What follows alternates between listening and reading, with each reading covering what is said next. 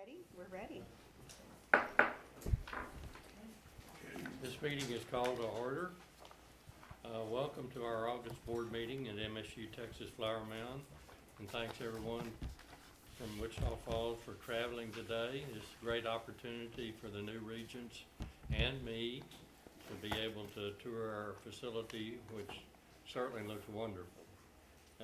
Regent Hessing is unable to attend today because of a scheduling conflict. Before we begin this morning, I've been asked to announce that this will be our first meeting to be closed captioned while being live streamed over the internet. So please speak clearly, as I just didn't, and not so fast so that you can be understood. It is also important that only one person speaks at a time, which I know will be difficult for this group. The broadcast will be monitored, and we will be notified if we need to make any adjustments. Presentations will still need to be made at the end of the table, and please silence all of your devices. Ms. Gaynor, please introduce the individuals around the room.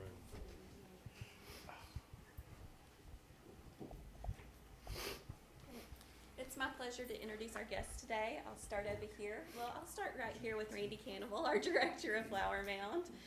Behind him is Vice President Tony Vidmar.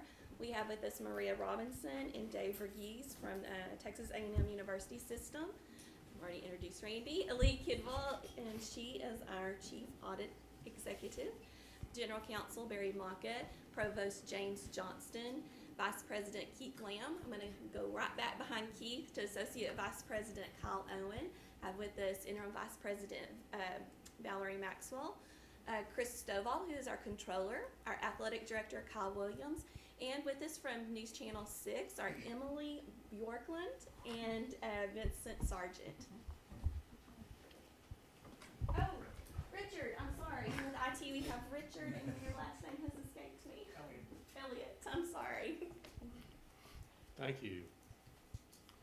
I would also like to extend a special welcome to our new student regent, Andrew Wolf. For those of you who might not know, Andrew is a graduate of Windthorst High School and is a junior at MSU, pursuing a Bachelor of Science degree in Biology and Chemistry in the pre-med track. He's a member of the Pre-Professional Health Science Club, the Biology Club, the McCoy College Mentor Program, and is in the Red Wine Honors Program. Andrew, welcome to your service to our board. Thank you. You're not gonna get off easy, so you need to say a few words. Like he said, I grew up in Windthorst, Texas, and I was raised on a dairy farm.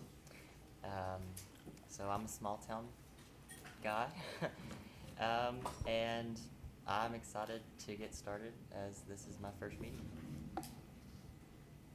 We look forward to working with you this year. We provide an opportunity for public comment concerning agenda items at the beginning of each meeting. No one has signed up to speak, and so we'll move on with our agenda. Our first item is 107, the approval of the minutes of our board meeting. Are there any additions or corrections? If not, they will stand approved as presented. Item 19108, investment update. It is time for our yearly update by Texas A&M University System. Ms. Maxwell, please introduce our guest.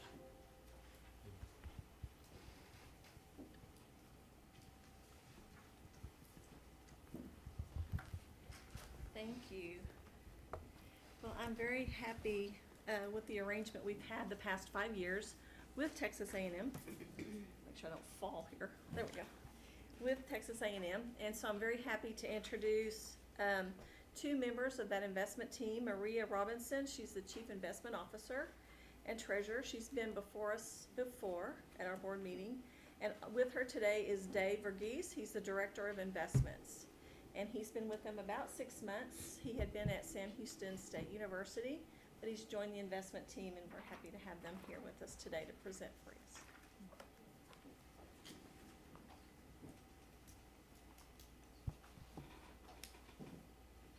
So I'm just gonna let Dave do the presentation and obviously available for questions if they come up along the way.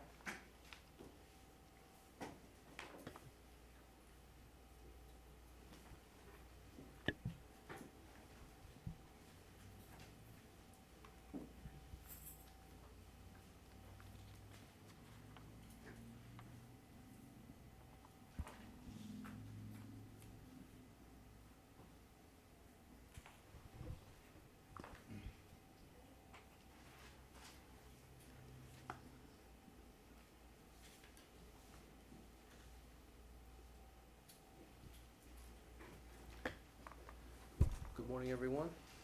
I'm delighted to be here to give you an update on the investments that you guys currently have with Texas A&M. I'll jump right into a summary of our cash concentration pool, which is essentially your operating funds. And so if you look at the objective there, really a significant focus is on maintaining the funds that you have with us while trying to grow it over time. You guys have been with the pool now for 5 years, but you can also see the longer term track record that we have as an institution. We have history on this pool going back to 1995. And so I'd highlight the 10-year returns and also the 5-year returns. So the 10-year return on the pool is 7.6% versus a benchmark return of 6.8%. We've been asked in the past, how does that compare to some of the peer institutions? And so just for reference, the UT number is 6.3% on that 10-year basis. And so you can see good performance. Extending that out to 15 years, you can see also very solid 5.5%. And again, this is the operating pool, and so we're not doing any private investments. It's equities, fixed income, and a little bit of alternatives to diversify the portfolio.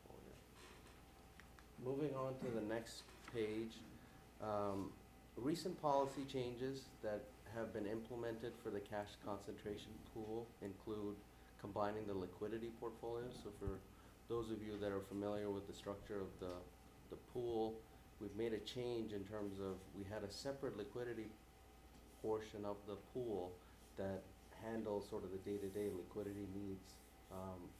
Looking at the history of the pool, that additional layer of liquidity wasn't really required. So we've combined that with fixed income, allowing us to invest it into more investments and generate better returns. The second change that we've made is we've included an allocation to bank loans that now includes non-traditional credit. And so essentially that's also another way of broadening the range of investments that are allowed. The purpose of that was really to increase expected returns on the overall portfolio. In terms of asset allocation, so after those changes were implemented, you can see just under 35% is fixed income, and that now includes the changes that I've mentioned. Equities are at 21.7%. International equities, the same percentage as is absolute return, which is the alternatives that I mentioned. So again, since these are operating funds, these are all liquid investments, and we can buy or sell these investments as we need to. Moving on to the pool and actual dollars. So this is a view in terms of how the pool is done since you guys have invested with us. So the bottom there shows that since the initial investment in October 2013, net of all fees, the investment is up about $5.2 million from where we started about just over 5 years ago. The detail there shows the 1-year change, and so the book value, June 30th of 2018, earnings added back of $1.2 million, and then unrealized appreciation gives you about $29 million that's invested alongside the operating pool of A&M. Moving on to the SEF, or the endowment funds. These are obviously the longer dated funds that are perpetual in nature. Returns here tend to be typically a little bit higher than the operating because we're doing a few more things to generate additional return for the portfolio. So those would be things like private equity, and similar investments that are longer dated in nature and they're less liquid. We can do that on the endowment side because these are not obviously operating funds. We can lock those funds in for longer periods of time. Returns there, you can see on a 15-year basis are 6.8% versus a benchmark return of 5.9%. These are all annualized returns. On a 10-year basis, 9.1% versus an index return of 7.9%. So a 10-year number right around 9%, which is a healthy return. Again, we've made some policy changes on the SEF as well. Two changes that I'd like to highlight. One is the same change as on the CCP. The first change is new, which is increasing our private equity allocation from 15% to 25%. And that's being funded out of a reduction in domestic and international equity. The change there is really reducing volatility in the portfolio while maintaining or slightly increasing our returns. And so generally speaking, we're trying to reduce the public market volatility by moving some more of our assets to private markets.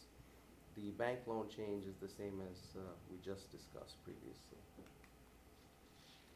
So in terms of allocation, you can see that the target allocations include 4 similar categories. And so fixed income, domestic equity, international equity are all on there, as is absolute return.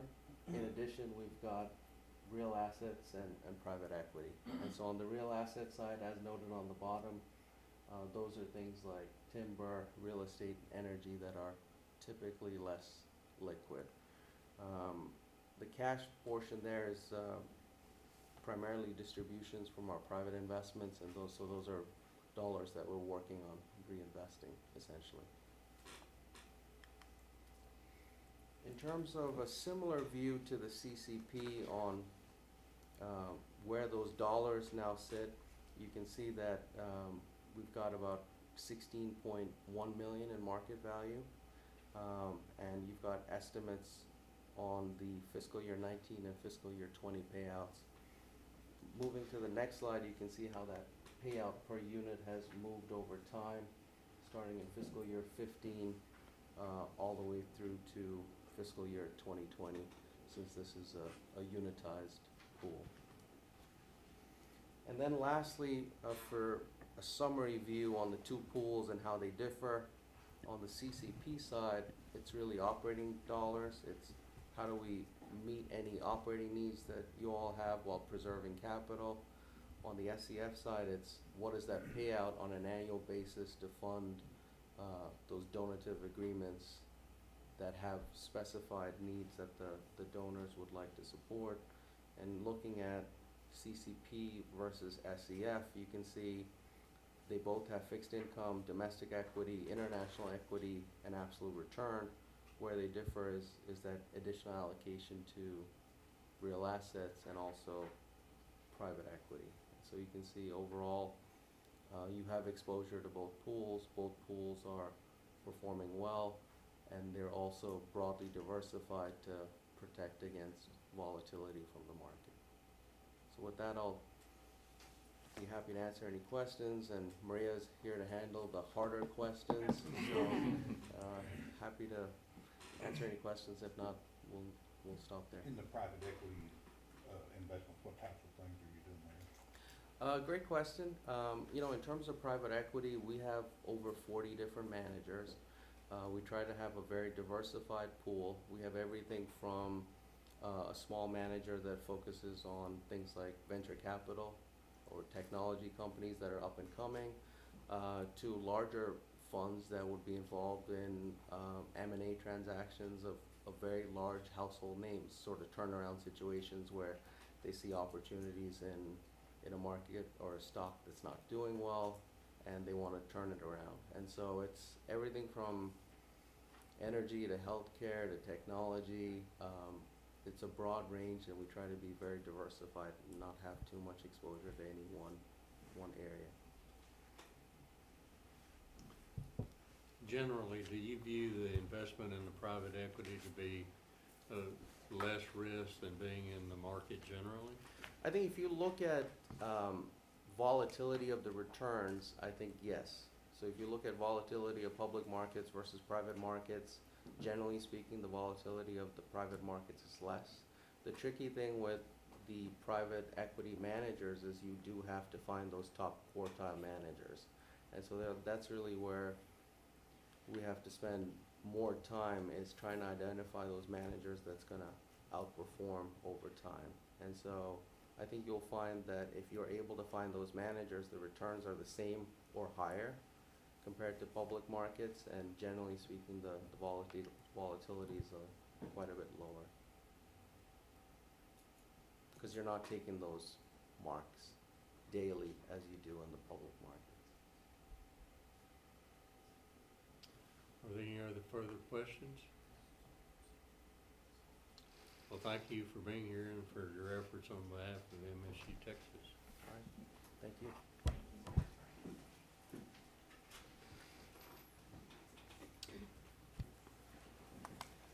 We will now move on to committee-related matters.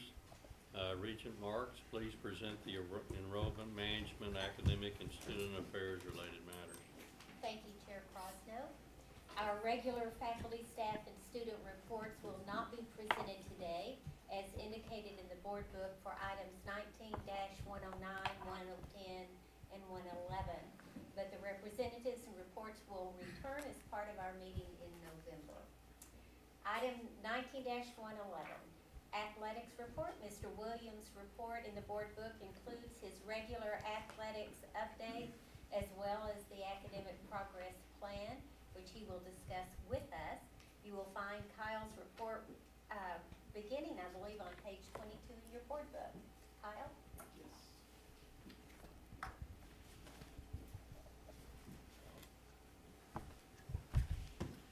Morning.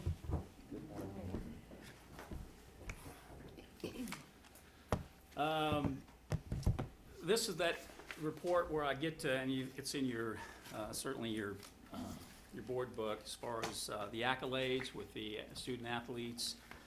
This is one of those times when we get to kind of brag on our kids a little bit, which certainly we like to do when we can. Obviously you've seen the President's Honor Roll, the Provost's Honor Roll, the Dean's List. I don't think I was on any of those, actually, when I was at Midwestern. Maybe they didn't have them back then. Yeah, they did. Yeah, okay. Okay, thank you. I think it's just a great opportunity that we have to showcase our student athletes, and so I hope that you can take a look at that and kind of see where we are with some things. At the same time, giving you a little update on as far as our other sports are concerned, the accolades on the court as well. Certainly in the classroom is one thing, and we certainly want to win on the courts and fields. Certainly it goes with that. So I've presented that to you. If there's any questions, I'd be more than happy to address those as well. I will tell you, we are up and going. September 1 is the 19-team Lone Star Conference. We're excited about that. Going forward, the scheduling has been approved by the presidents, which we appreciate, and certainly we're in a position now to start traveling and going to some of these places. And so we're excited about that. The footprint is huge. We've already had Nexstar TV stations across the country, across the state, that wants to put our last 4 games of football on the air, the conference games. And so we will be on the air with across the state, San Antonio, Austin, Houston, digital stations, and it's because of our footprint that we have now. So it's great to be a part of that. We will be traveling to Tarleton and be on the air with them in November. So look for that if you can't go with us to Tarleton. So the other part of that is certainly the most important part is the athletic academic progress plan that we have for 2019 and 2020. And so I wanted to just go over these goals and initiatives with you all, please. And then if you have any questions, certainly I'd be able to answer those, I hope. So, these are in no order per se, but, as you can see, we want to increase our team and student GPAs.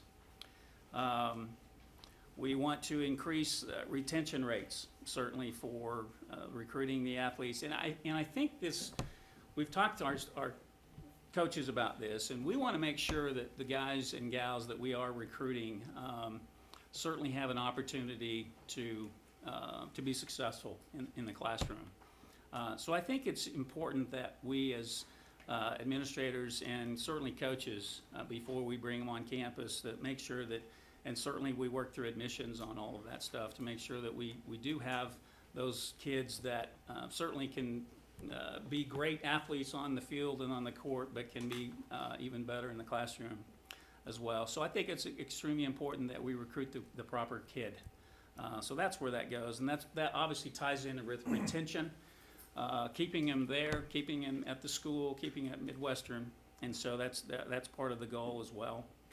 And then certainly the higher graduation rates. We still have around 51%, which is higher than the general student, but that's not good enough. I mean, if you think about that, that's 1 in 2. So we've really reached out there, and we're looking to increase our graduation rate, as you see there, to almost 65% if we can. So that's not going to happen certainly overnight, but that's the plan.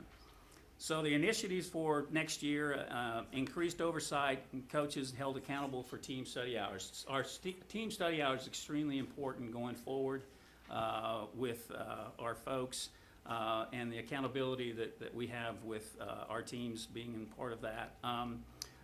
Individual English tutoring is another thing that we've talked about with composition and some things, because you've got to pass that, certainly. That's an initiative, and so we're going to beef that up as well as far as support there. We're going to provide math tutors, which Dr. Johnston has been able to help us with. I think math is one of those things that's certainly another area that our kids struggle with, and so that's another area of initiative for us. And then another early warning of grade checks. That's why we talk about grade checks and why those are so important, that we get those back from our academic folks, because we can recognize 3 weeks in or 4 weeks in we got an issue. So we want to make sure that we've got that ready to go, and so that's part of the initiative as well, is to get those grade checks and establish a direct contact. Let's see, exit surveys is extremely important too, because we want to know, what they think, and we want to know that we're doing not only from a coaching perspective, but from administrative perspective. I want our whole department to be assessed, if you will, and making sure that we keep those kids, or their experience with Midwestern State University has been a good experience, certainly. And so that goes from the academic to the athletic to the administrative to the community to the campus as a whole. So we're now implementing exit surveys going forward. And then a committee that will be created to address student-athlete academic needs. We've got a couple professors that have come over to the athletic department, and certainly fans that come to games, and has said if there's a committee that we can form, I would love to be a part of that. So we're going to actually have an ad hoc committee that will help us, be the conduit for our professors. And certainly our FAR, Greg Giddings, is doing a tremendous job with us as well with that very thing. We address concerns over registration. Sometimes we don't get our stuff in like we need to. Imagine that. Our student athletes, we continue to press upon them that this is a good reflection, but it's a bad reflection if you don't get it in on time, and so we continue to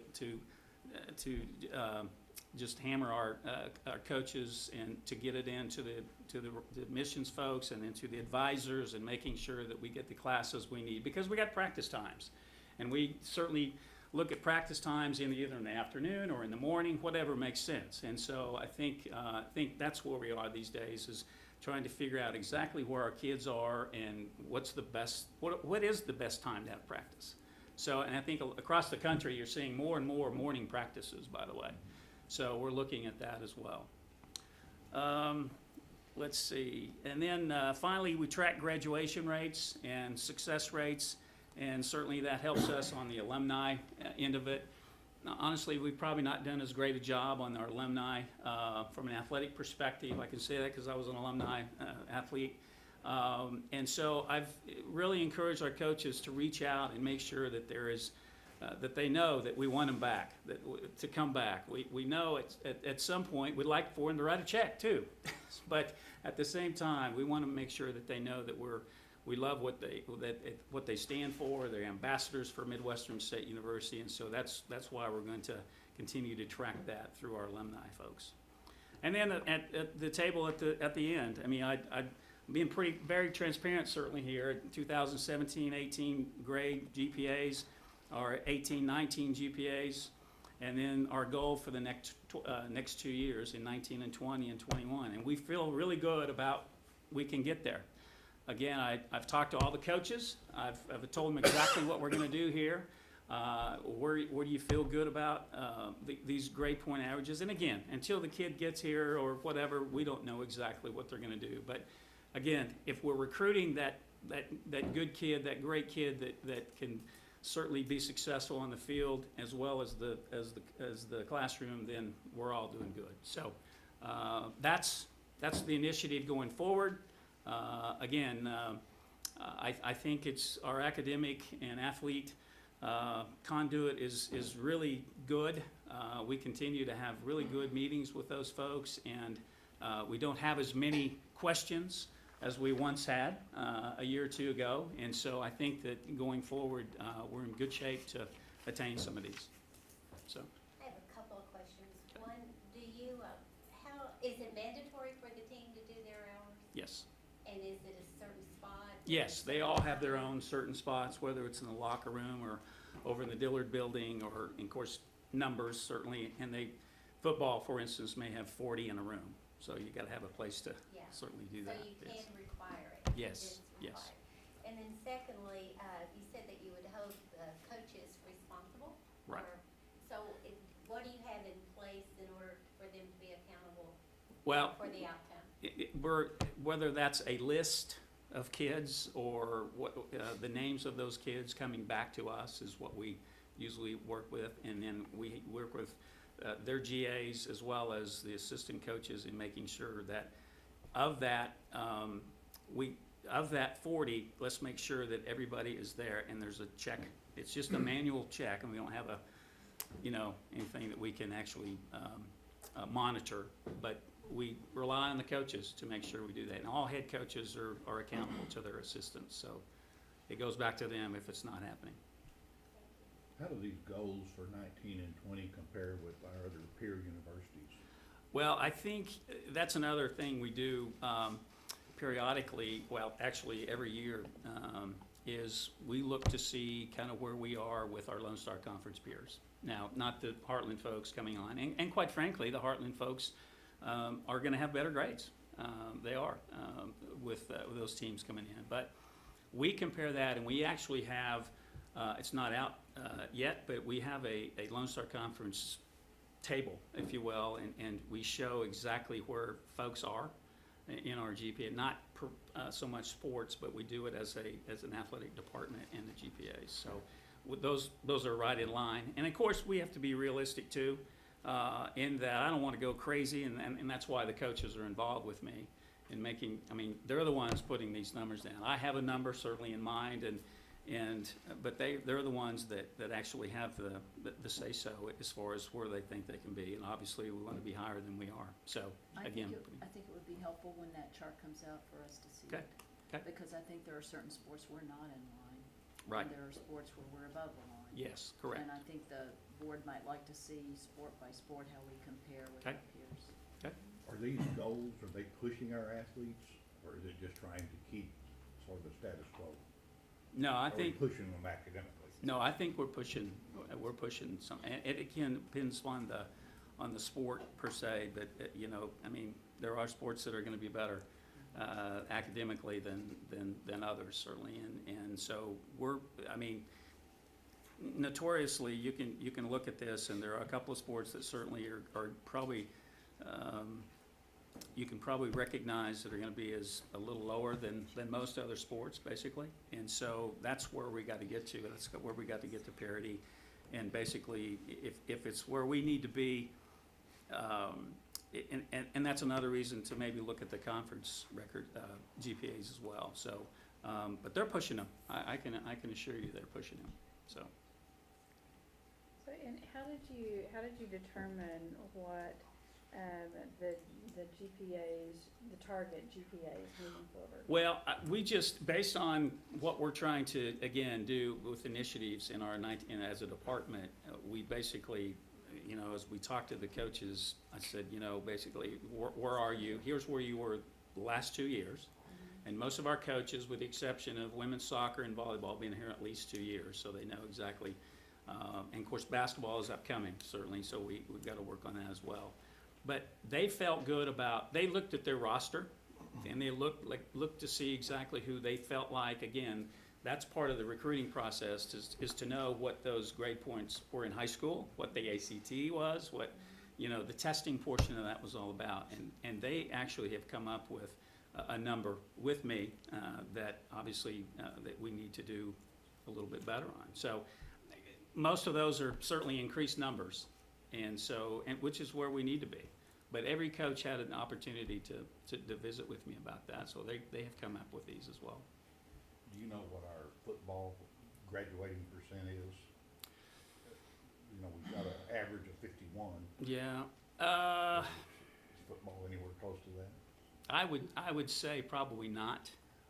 I would say it's I can find that out for you, Mr. Ayers, but I would say we're in the 40s, to be honest with you.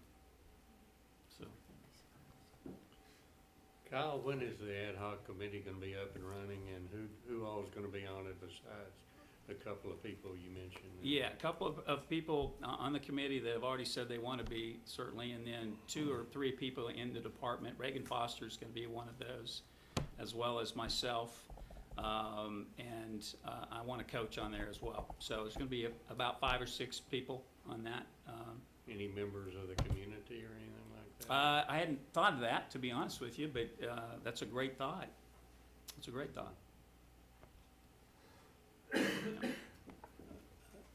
Are there any further questions for Kyle?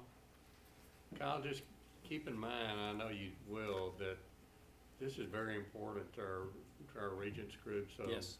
this isn't a one-time shot, it's Right. a continued focus, and so I know you'll do a good job in monitoring I know it's important. Transparency is where I'm at in this, so absolutely. Thank you, Thank you. appreciate it. Thank you. All right, moving to item 19-112, the Flower Mound site update. Our host and director here at Flower Mound, Mr. Randy Cannibal, will provide an update, and thank you for hosting us. Thank you all. Randy. Welcome everybody. I didn't get to say it earlier, but welcome to our board and Dr. Shipley and our administration and our special guests. Thank you all. So I was asked to provide a brief report on just kind of our enrollment kind of initiatives out of Flower Mound, the daily things that my staff and I do, along with our outreach and where we stand, you know, being now open a little over a year. I think it's been, we've nothing but positivity and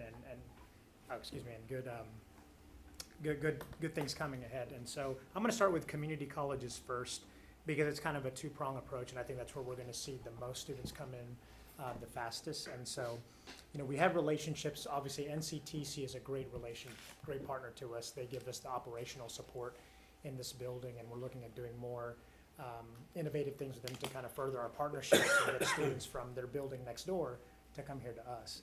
But one thing I do want to update the board on is we just recently launched a new ADN to BSN, so Associate Degree of Nursing to Bachelor's of Science in Nursing with Tarrant County Community College. We just got the go on that about a month ago, and Dr. Lisa Holcomb, who's our professor, resident professor, she kind of spearheaded that effort and has been talking to the dean. And last I checked with her, we had about 31 interested students, probably 15 to 20 will be admitted for fall. So that's running up and quickly for us, and so we're happy, and we're hoping to extend that to other community college partners as well.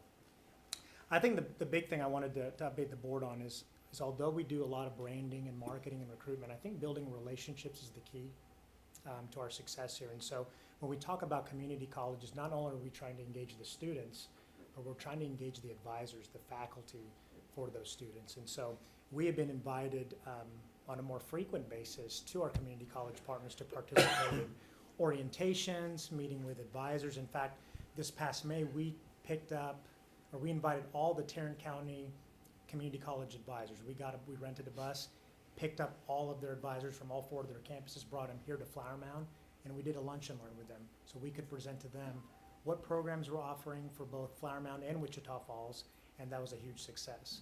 So getting in front of the advisors, I think, is going to be key in addition to the students. We're still hosting MSU days at Tarrant County and Dallas County community colleges. And then my staff here has been able to present to NCTC and also TCC, that's Tarrant County faculty. So we have opportunities to present in the classroom, which I think that's very impactful because we have that 5 minutes with the instructor and the students for us to tell about our programs and how they can transfer to Midwestern State University after they're done with their associates. And then, as I mentioned earlier, doing more things with NCTC, specifically education and Bachelors of Applied Arts and Sciences. So we're talking with them on a regular basis on how to further solidify that partnership and get more students over. And of course, lastly, we're doing lots of table visits to all the community college partners. If you all met Jeanette Keene, who's our student services coordinator here, she's out at the community colleges several times a month, 3 to 4 times a month, if not more. Regular presence here at NCTC. So I think from a community college standpoint, I think we're on the right track, and I see really good things ahead because of the relationships that we built through their students, their administration, their faculty. So I think we're looking very good there. I want to move on lastly to our outreach and kind of how I'm targeting adult learners, those that need to finish a bachelor's or maybe pursue a master's. So the Chambers of Commerce have been instrumental in our success here in the community. We are members of the Flower Mound Chamber, the Louisville Area Chamber of Commerce, where I too serve as a board member and in their leadership role. And then recently I joined the Frisco Chamber of Commerce because we know the growth of Frisco.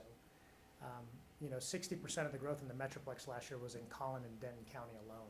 So I think we positioned ourselves in a great place. Now we just need to build the relationships.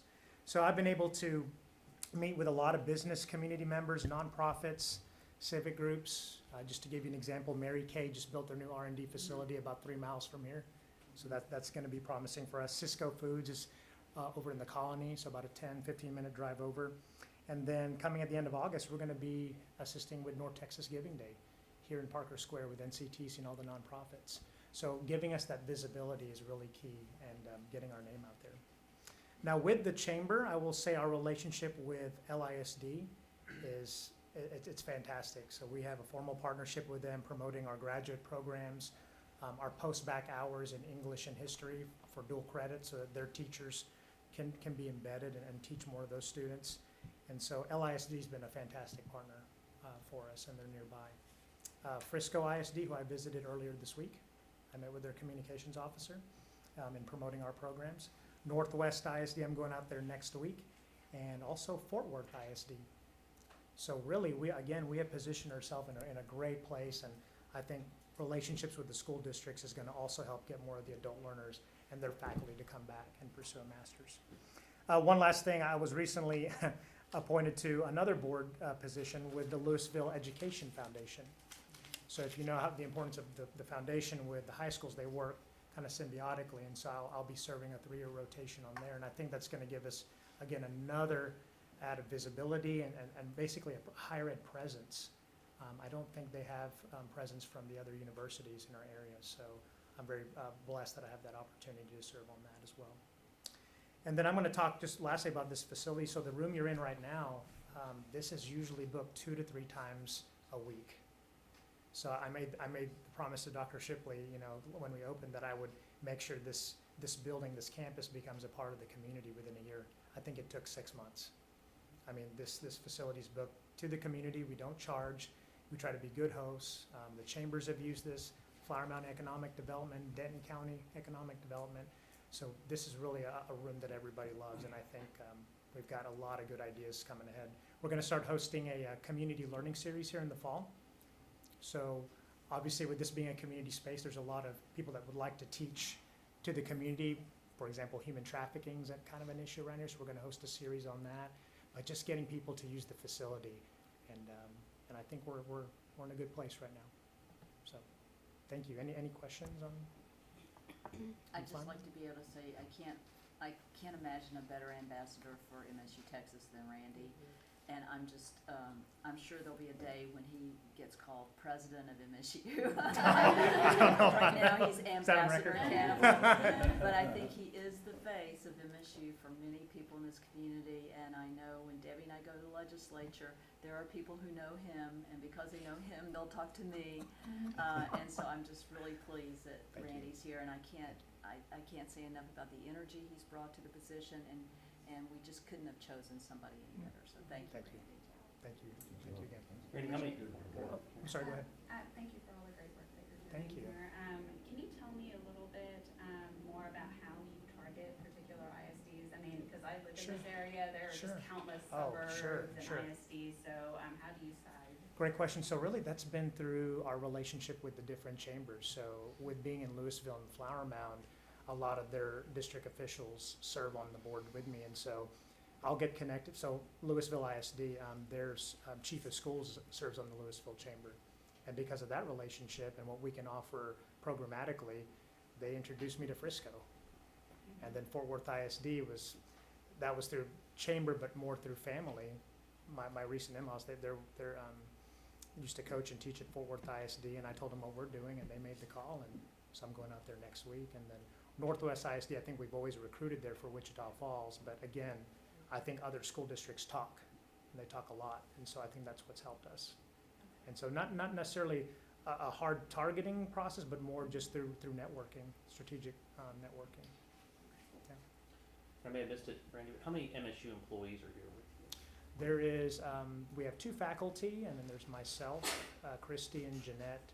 So I would say about 6 to 7, and actually adding a couple more here this And on year. an average day, I saw some students coming in this morning as we came in. Mhm. How many students come through this building, through this building here? Yeah, so NCTC makes up a lot of the daily traffic. I would say this summer, we probably had about 100 to 200 students that don't normally attend NCTC. They're from other universities that come here, take a class, and then transfer it back.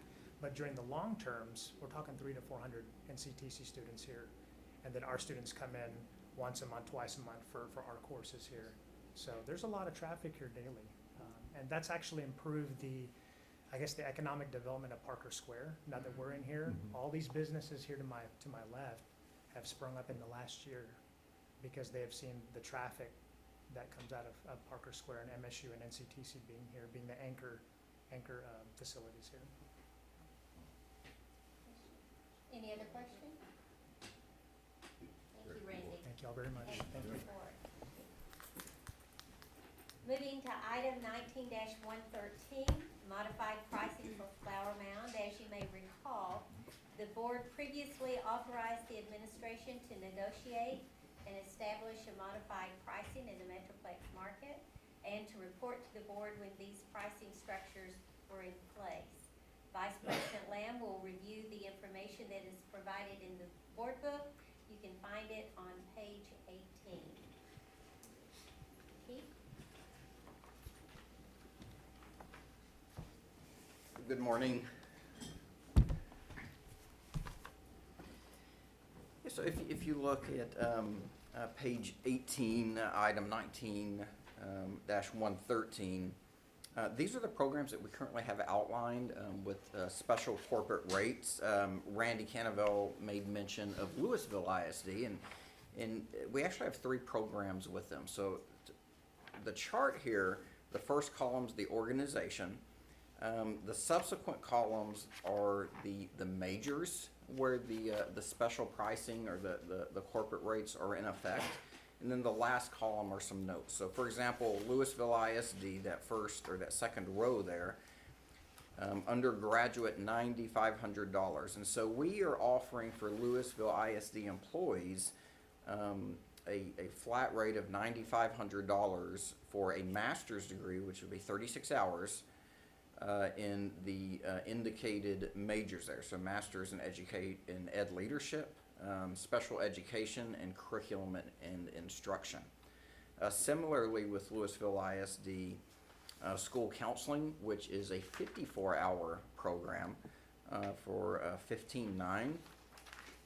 And then as Randy Canavell mentioned, embedded dual credit teachers within Louisville ISD. We are able to offer the 18 graduate hours that they need to become embedded dual credit teachers for $5,000. If you jump down to the last two, Northwest ISD and Frisco ISD, that is the same as the Louisville ISD embedded dual credit teachers. So again, 18 graduate hours for $5,000 for their employees.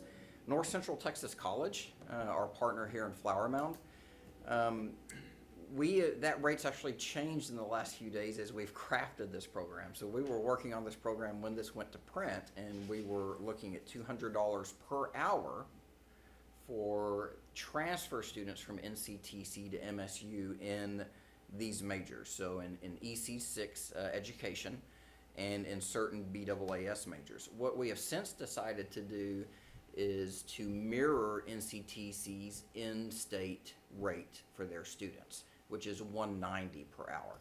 So instead of $200 per hour, $190 per hour. And what that does is it obviously allows us to market to their students, come to Midwestern in these majors, you keep the same rate you paid at the community college. And so we think that's very attractive, and we're very excited about what that could do for us and how that positions us. So, any questions? Do you have many more of these potentially to come? Yes, I think there will be more, especially with some of the corporations that Randy mentioned, such as Mary Kay being in the area, Cisco. We have a new BAAS concentration in technology, which is really geared towards supply chain management. And we think there will be a number of opportunities with corporations here and in the Alliance Corridor for a supply chain management adult completion degree. And so I do see more of those coming. And I would be remiss if I didn't mention that these corporate rates are the hard work of many individuals. Randy, obviously, for helping identify them. Provost Johnston for working with the academic units, and then the business office with Valerie Maxwell and Chris Stovall. It's not always easy to get to rates within a pricing structure that we think will work, and they've just done yeoman's work on helping us get there. But yes, I do think we'll see more of these in the future. Dr. Lamb, if you just take that $9,500 number for Louisville in that first column or first row there, how does that compare to a standard if they were going to pay full price, if you will? Okay, you can tell me later. Well, I'll do the math real quick for you. It's quite a discount, and what we did on those is we looked at what some other institutions were charging to position ourselves at or below to give a competitive advantage. But that, for example, normally would be probably north of $12,000, $13,000. Thank you. You're welcome. Any other questions? If you will stay right there, please, sir. Item 19-114, summer enrollment reports. The 15th class day for the second summer session was yesterday, and the summer enrollment reports are hot off the press. Copies of the reports are in each of your folders, and Vice President Lamb will provide information. Great, thank you. Mr. Dietz could not join us today, so I am presenting this on his behalf. As you can see, our Summer 1 and Summer 2 enrollment, there are a couple of things that I'd like to point out in here. As you can see, head count is down. Proportionally, semester credit hour head count is not down as much as head count. And so students that did enroll took a greater number of semester credit hours than they have in the past, which we see as a positive. Summer 2, similarly, we were down in both head count and semester credit hours. One thing that we thought worked well this summer and will expand in subsequent years is the idea of taking MSU with you for the summer. Increasingly, our students in Wichita Falls are from DFW. They go home during the summer. And so Provost Johnston and Vice President Dietz worked on a program this summer to encourage students who return to the Metroplex for the summer to enroll in online courses and to, in effect, take MSU with you.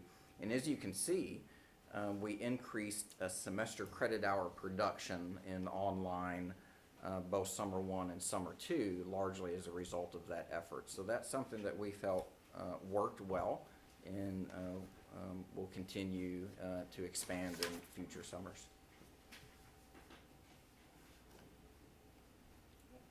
This item is presented as a point of information only and no action is necessary.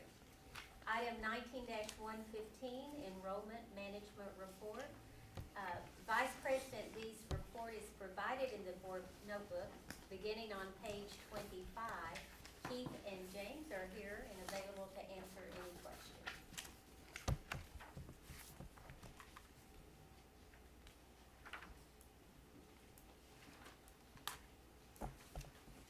Any questions?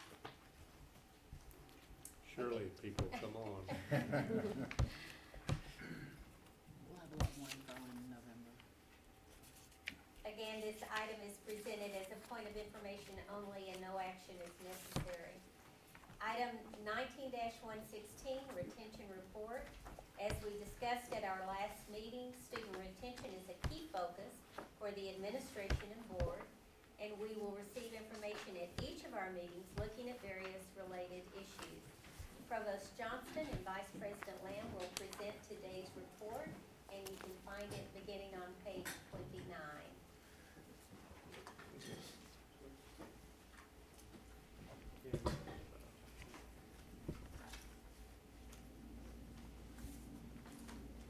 Just go next to the, oh, there it is. Oh. Here we go. Just begin, just letting you look through those numbers, but these are the demographic data. This characterizes the data set that we presented to you at the last meeting, driving a lot of our understanding of both that group of students that we lost and some of the subsequent actions we've taken to address that and try to improve our retention down the road. This is the student retention life cycle that we talked to you about.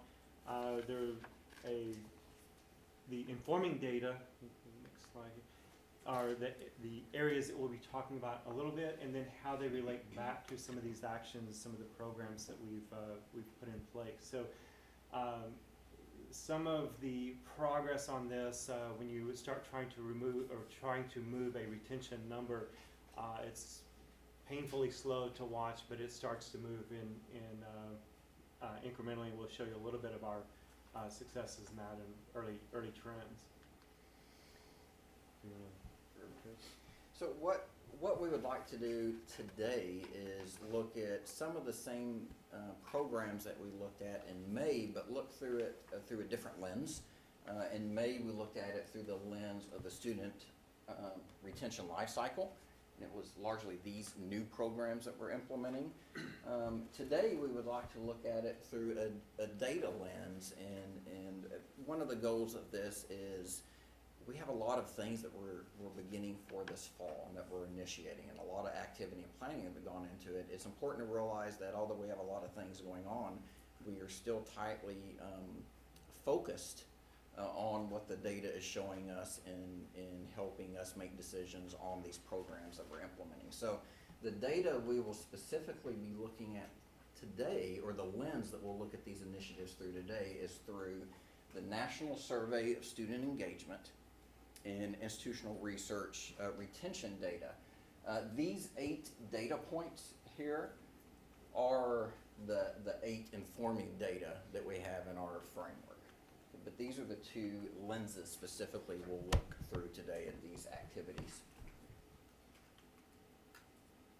So what is the NSSE? The NSSE is the National Survey of Student Engagement, and it is a program that was created out of Indiana University. An individual named George Q really led the theory and subsequent research behind the National Survey of Student Engagement. And very broadly speaking, it has to do with academic engagement and social engagement in the life of the student in the institution. And there are 10 factors that are important in NSSE, or the National Survey of Student Engagement, and empirically we know each of the 10 factors is positively related to persistence. And so being able to address each of those is important in our efforts. When we talk about retention, oftentimes we think of it in terms of academic performance, and this really looks at it more holistically. It is more than about performance in the classroom. There are a lot of other factors that weigh in, engaging the student with the campus, the academic environment, taking advantage of the resources that are in place to help them be successful. So the next 2 slides, we will go through each of the 10 factors that are positively related to persistence in NSSE. And the way to read these, the NSSE is administered at Midwestern in even number years. So it's every other year, and it's administered to freshmen or first-year students and to seniors. And so the gold bars here, that is the scores of the first-year students. Maroon, senior students. You see we have listed the last 3 administrations here. The lines here, we compare ourselves to really 3 groups. To our Texas peers, and our Texas peers are the institutions that students are looking at when they're choosing Midwestern, where their friends go. Those are the institutions we're most commonly compared to. COPLAC is our aspirational group, and so we have COPLAC comparison as well.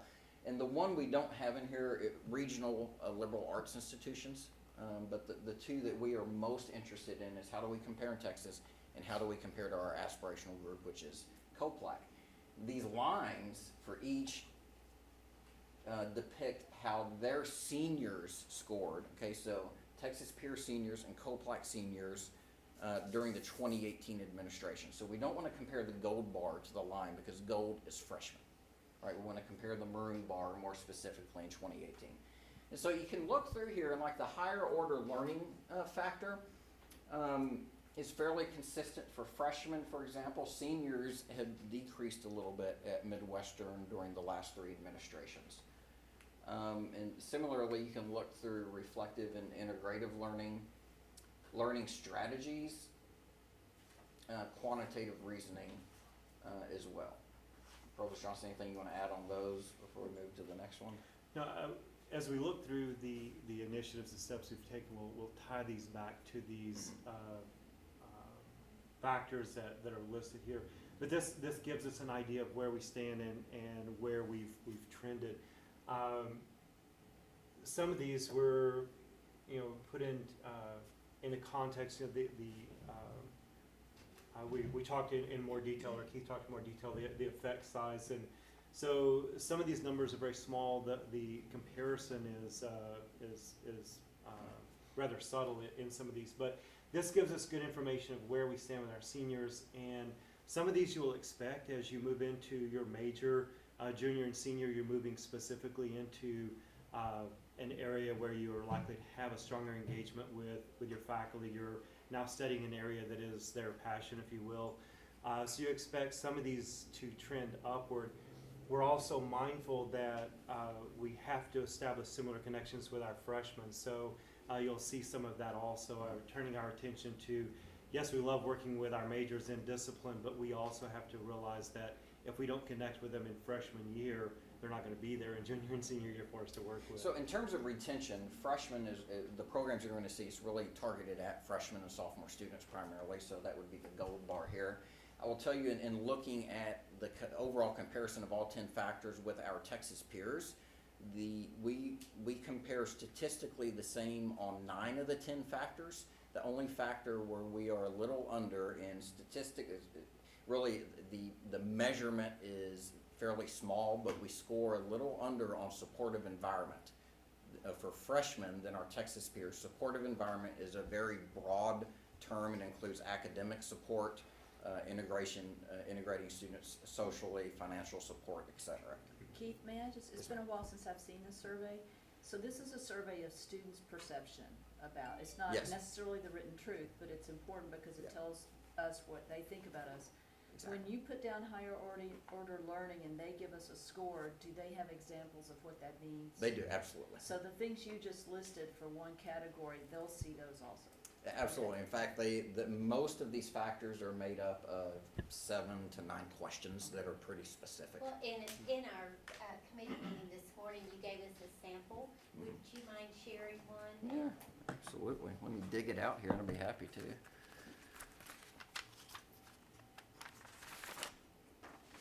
So one of the areas we're very focused on is supportive environment. And again, because our freshmen compared to Texas peers, that's the only area where they scored lower.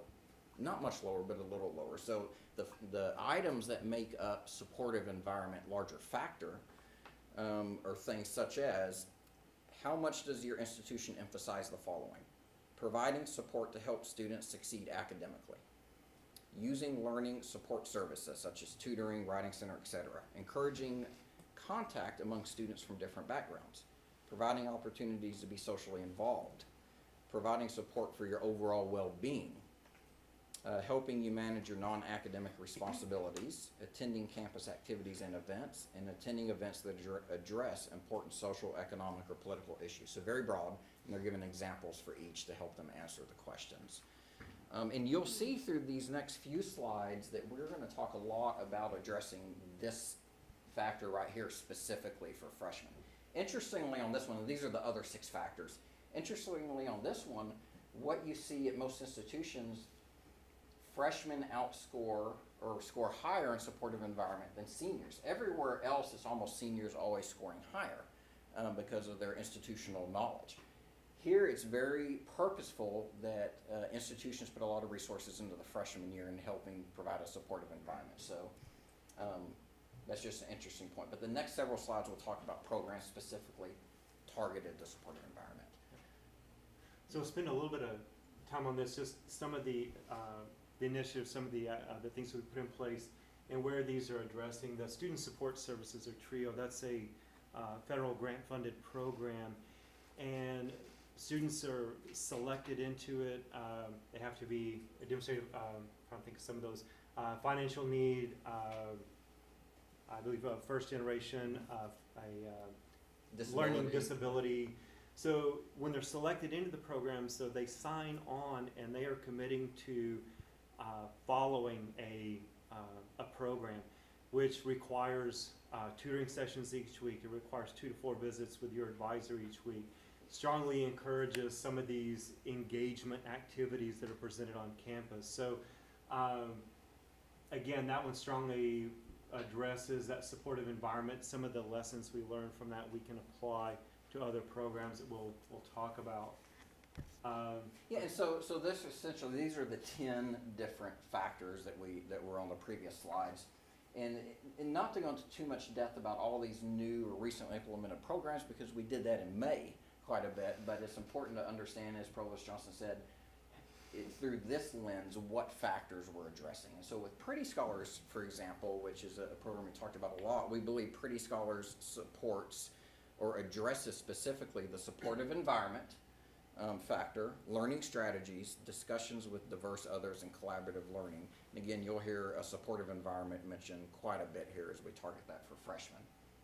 First to Go is our new first generation office that supports first generation college students. Midwestern is about 53% first generation and will increase given the demographics of Texas.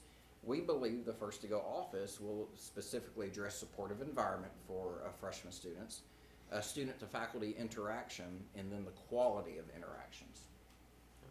So again, these factors from NESE are supported by other data that we're addressing, so we're focusing and tying them back specifically to this, but it also addresses those other data points that we talked about. TASP, I'll mention a couple of things on, and then I have a slide later that I'll show you kind of our progress, but TASP is our tutoring and academic support programs. That was restructured a couple of years ago to more effectively provide tutoring and advising services. For example, the newly structured providing an open schedule walk-in tutoring in a variety of areas refocusing some of our supplemental instruction strategies to address high DFW courses. Again, connecting back to a supportive environment, to some of the collaborative learning, learning strategies. A more specific example, if we look at math and English, those historically are areas that our students struggle with. Within TASP, we've put in math 68 tutoring hours per week in math.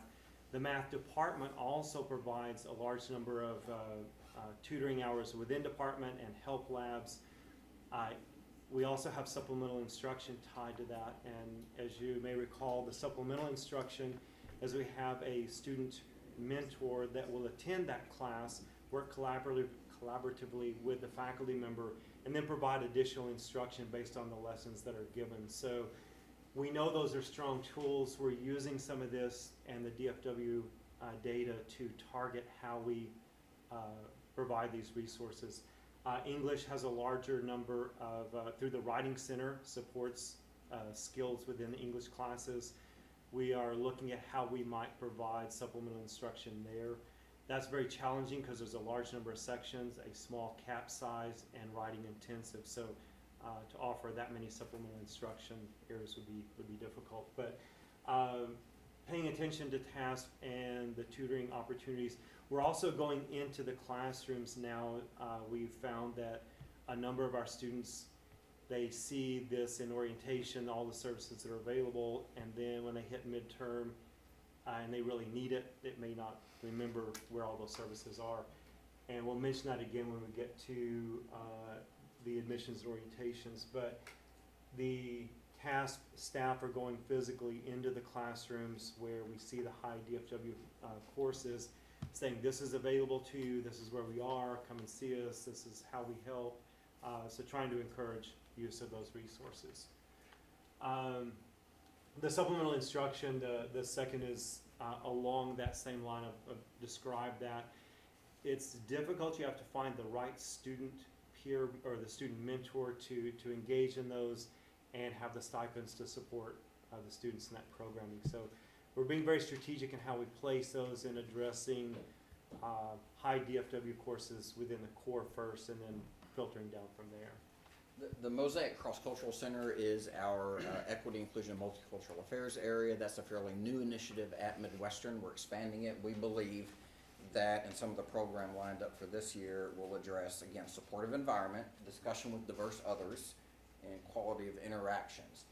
Part of that effort, well, it's not on this one, but part of that effort is also our cross-cultural student councils that we discussed in committee some, and that would be addressing supportive environment and discussion with diverse others.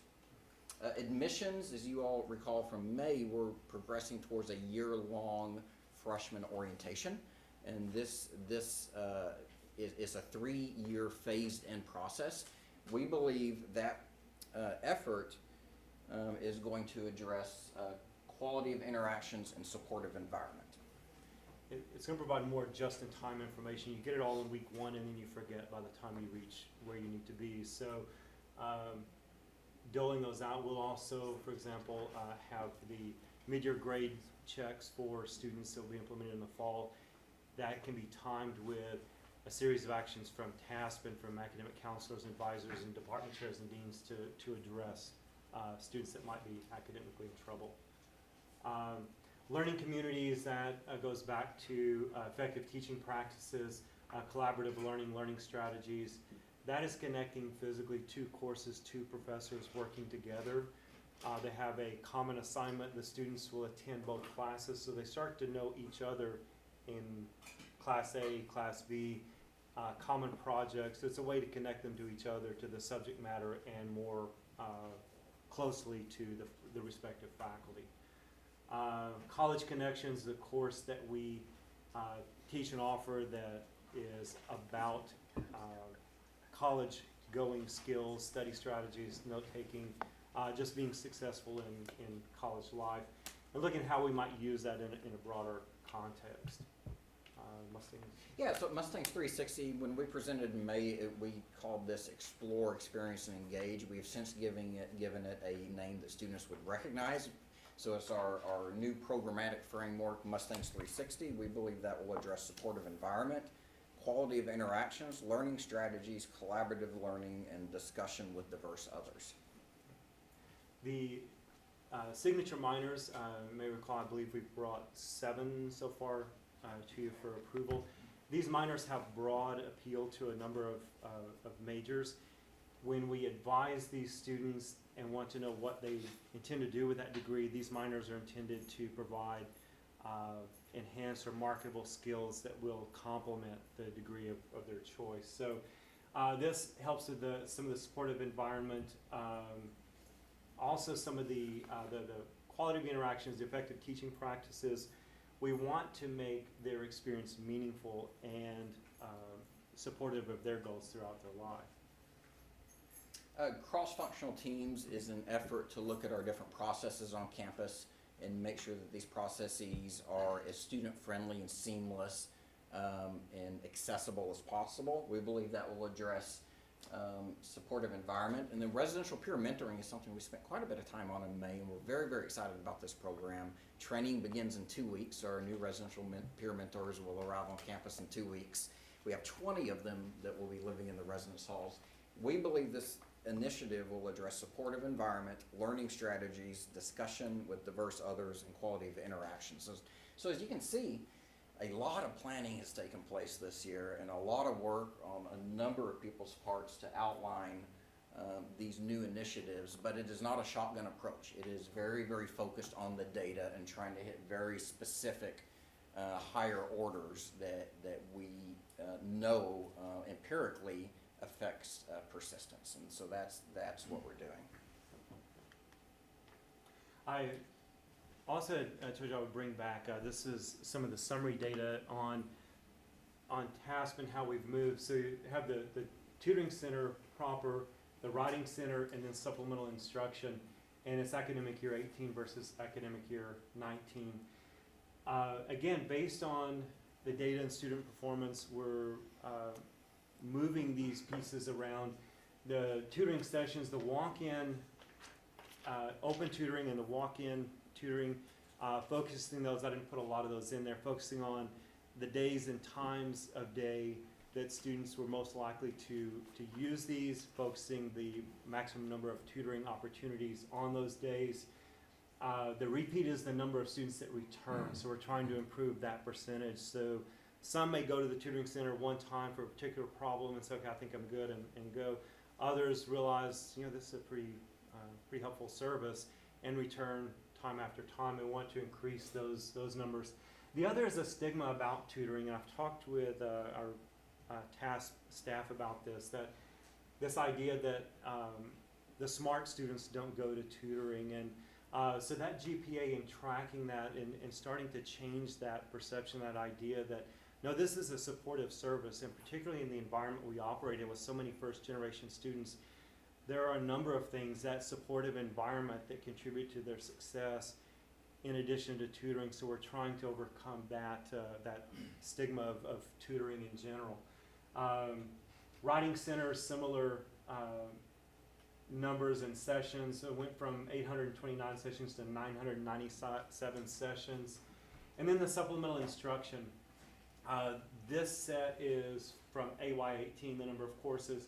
You see we've expanded that a little bit, and then plans for additional supplemental instruction. We see this as valuable, and as I mentioned in May, it's not there's not a magic bullet kind of thing for this.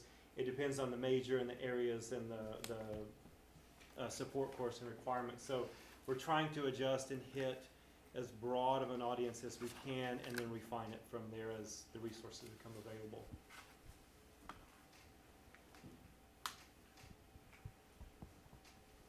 Questions, comments? Any questions? Excellent report, thank you very much. Thank you. Okay, item 19-117, the August 2019 graduation class. The administration recommends approval of the candidates for August graduation as presented in our board book beginning on page 38. There are 252 students on the list compared to 251 in 2018. Chair Crosno, I move approval of the list of candidates. We have a motion. Is there a second? Second. All in favor? Aye. Any opposed? Motion carries. All right, item 19-118, approval of the 2020-2021 academic calendar. The academic calendar is presented in the board book beginning on page 42 for our approval. And Provost Johnston is available if you have any questions. Questions? Chair Crosno, I move approval of the academic calendar as presented. We have a motion. Is there a second? Second. All in favor? Aye. Any opposed? Motion carries. Item 19-119, transcript fee. Vice President Lamb, please review this proposed recommendation with us. We can find the comparison chart on page 45.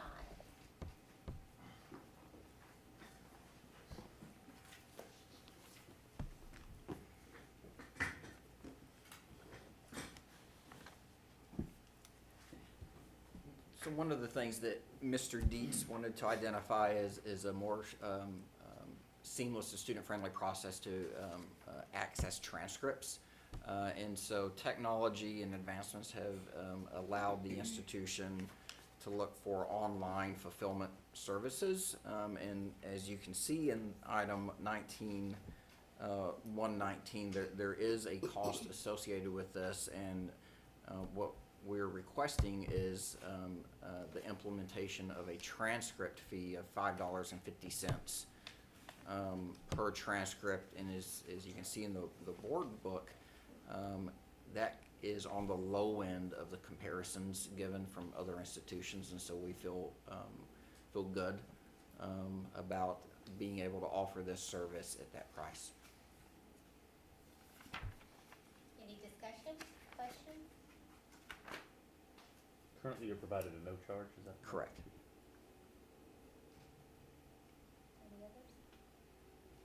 Chair Crosno, I move approval of the assessment of a transcript fee of $5.50 as presented. Yeah. Second. All in favor? Aye. Any opposed? Motion carries. Thank you.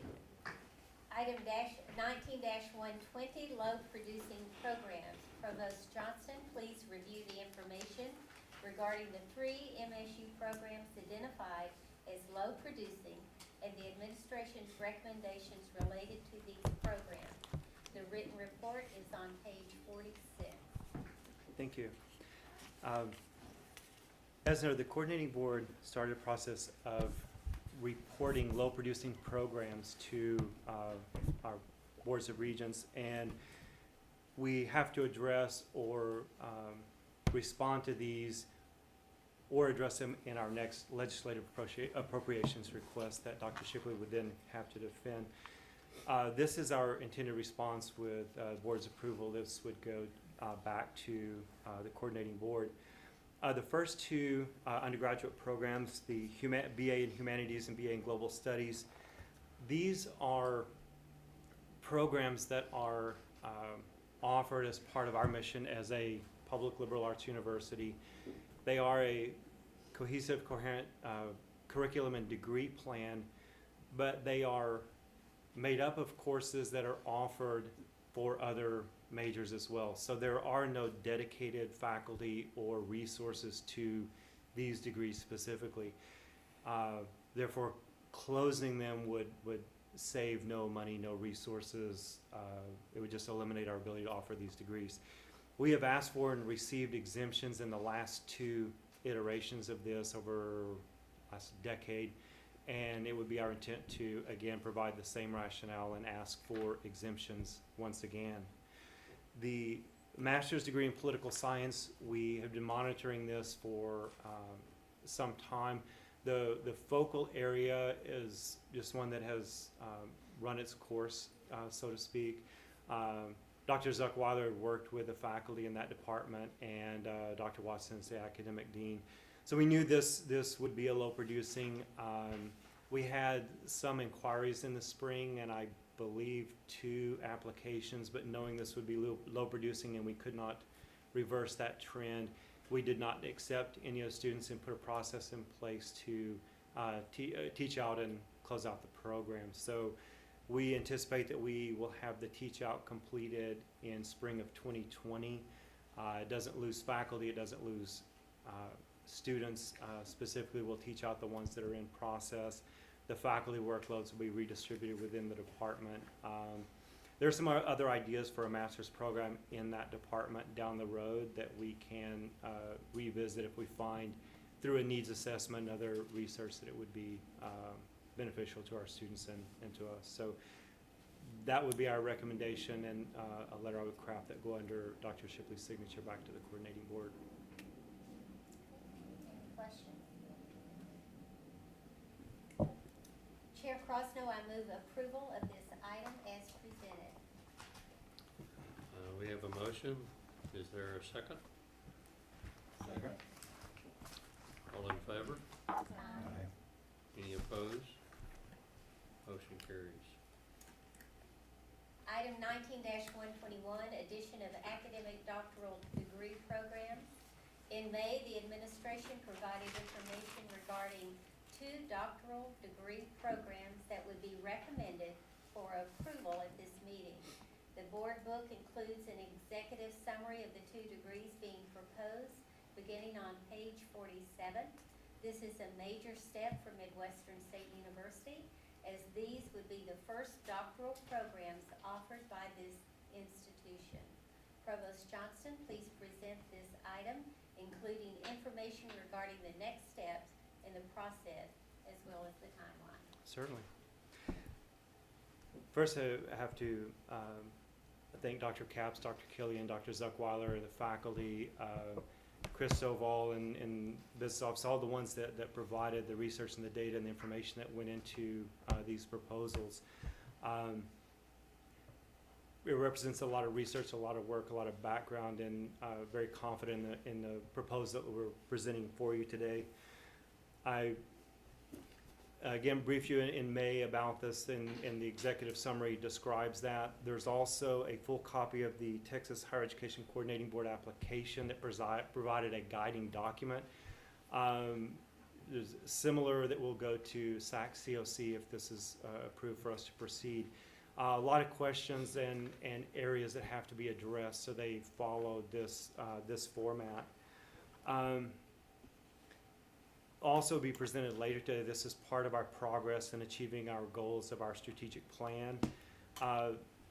These 2 degrees would build on years of experience at MSU in these 2 respective areas. I would also note these are professional degrees. They would not require new lab spaces or facilities.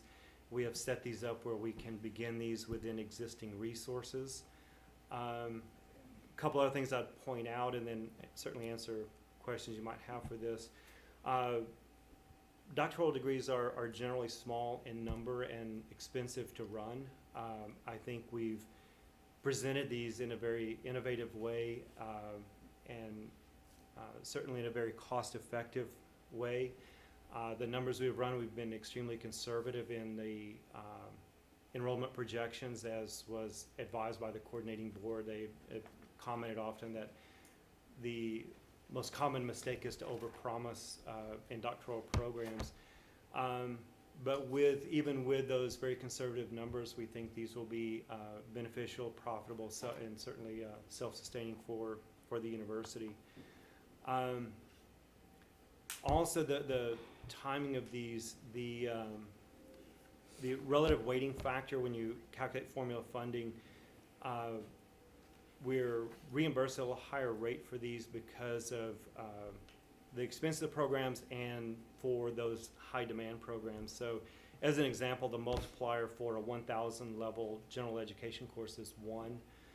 The multiplier for a doctoral program in education is 6.91, and a multiplier for a PhD in radiologic sciences. As we did with a master's, the health sciences one is the closest CIP code that they would use. That multiplier is 10.19 to start this program. So also, if approved here, we're able to get approval from the coordinating board and from SACS. We could offer, beginning in fall of 20, assuming all those approvals, which falls within our base year, so we get to count the enrollment, so the timing of it would be good for us.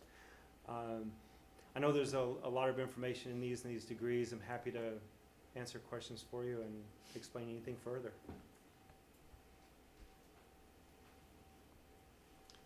I may have this may be a dumb question, but if we're doing a first-time PH program in radiology, how do you know that the people are qualified to teach it if nobody's ever had the degree before? It's not, because not a dumb question at all. I've answered this each time SACS has visited us with the faculty that are teaching in the radiologic sciences now.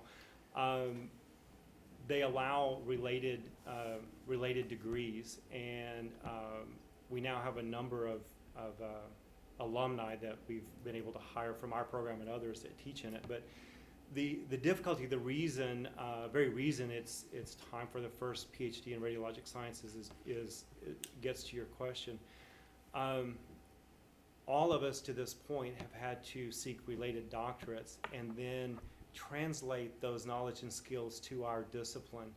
The danger of doing that is you either lose those faculty to the new discipline, or they use it as they really don't know how to use it to advance, and they may use it, for example, within a community college just for their own career advancement, but they're really not advancing a profession as a whole. So those of us that have translated those knowledge and skills now are the ones that wrote the curriculum for this program and offering our experience and expertise to be, again, the first to deliver that program. Any other questions? Do you anticipate these programs to be 100% in the classroom or online as well, or a mix? Or? We're going to offer them in a hybrid format. We've had great success with the Masters in Radiologic Science. That way we've had success in the cooperative doctorate we've offered, our piece of it with UNT and the Ed Leadership. So the courses would be a weekend at the beginning and at the end of each semester, and then everything in between online, and then the summer's online. So that would satisfy a residency requirement by the physical attendance, but then the convenience of working professionals to complete these degrees. We anticipate these, like with our master's programs, these are public school teachers that can't leave their life for 4 years to come to school, or practicing radiographers or administrators, the same thing. So this allows that flexibility to complete a professional degree and continue to work full-time. Awesome. I think it's a tremendous opportunity and awesome time for the university. And your SWOT analysis, if you composed it, I thought it was great, especially when you focus on the opportunity portion of it. And that just really is Dr. Zuckwater headed that, so yes, compliments to her and the other deans for putting this together. How confident are we that we're going to receive this? Any thoughts about that? I think with education, we have the experience. We've demonstrated that. There's been support in the coordinating board to have a doctorate of ed leadership by region. I think we've demonstrated that the lack of that degree in our area, and providing the opportunity, and it also, by using hybrid format, we extend that reach. I think for the doctorate of rad science, we actually 20 years ago now, we went to the coordinating board. We asked them for the confidence in us to do this. There are now 38 programs across the nation. Ours continues to be so strong and successful. We hope to then build on that innovation, that experience, and our expertise to say it's time. I've also, in the last year, met with the leadership within that profession, the national leadership. CEOs of those organizations will have agreed to write letters of support, again documenting that the profession is sufficiently mature and it's time, for the first doctorate of rad science.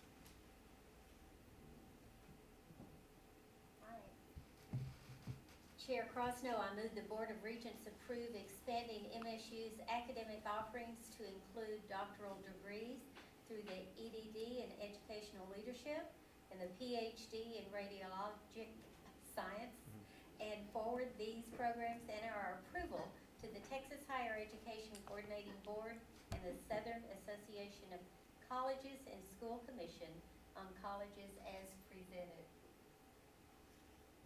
We have a motion, is there a second? Second. All in favor? Aye. Motion carries. Thank you. So, We'll do our best to make this historic, so thank you. all right, item 19-122, Wichita Falls Museum of Art at MSU, ratification of artwork accessions. Chair Crosno, the museum director and curator, as well as the museum advisory board, have approved the accession of the artwork shown in the board book beginning on page 56 to the museum's permanent collection. I move the Board of Regents ratify this action as recommended by the administration. We have a motion, is there a second? Second. All in favor? Aye. The motion carries. Item 19-123, faculty tenure. While specific personnel recommendations will be discussed in closed session later in the meeting, Provost Johnston is available to answer any policy or process-only questions regarding the faculty tenure process at this time.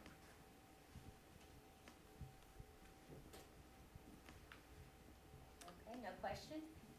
Chair Crosno, that concludes the presentation of the enrollment management, academic, and student affairs item. Thank you. I think we're gonna take a break for lunch right now. Yes, we will be. So we will stop now.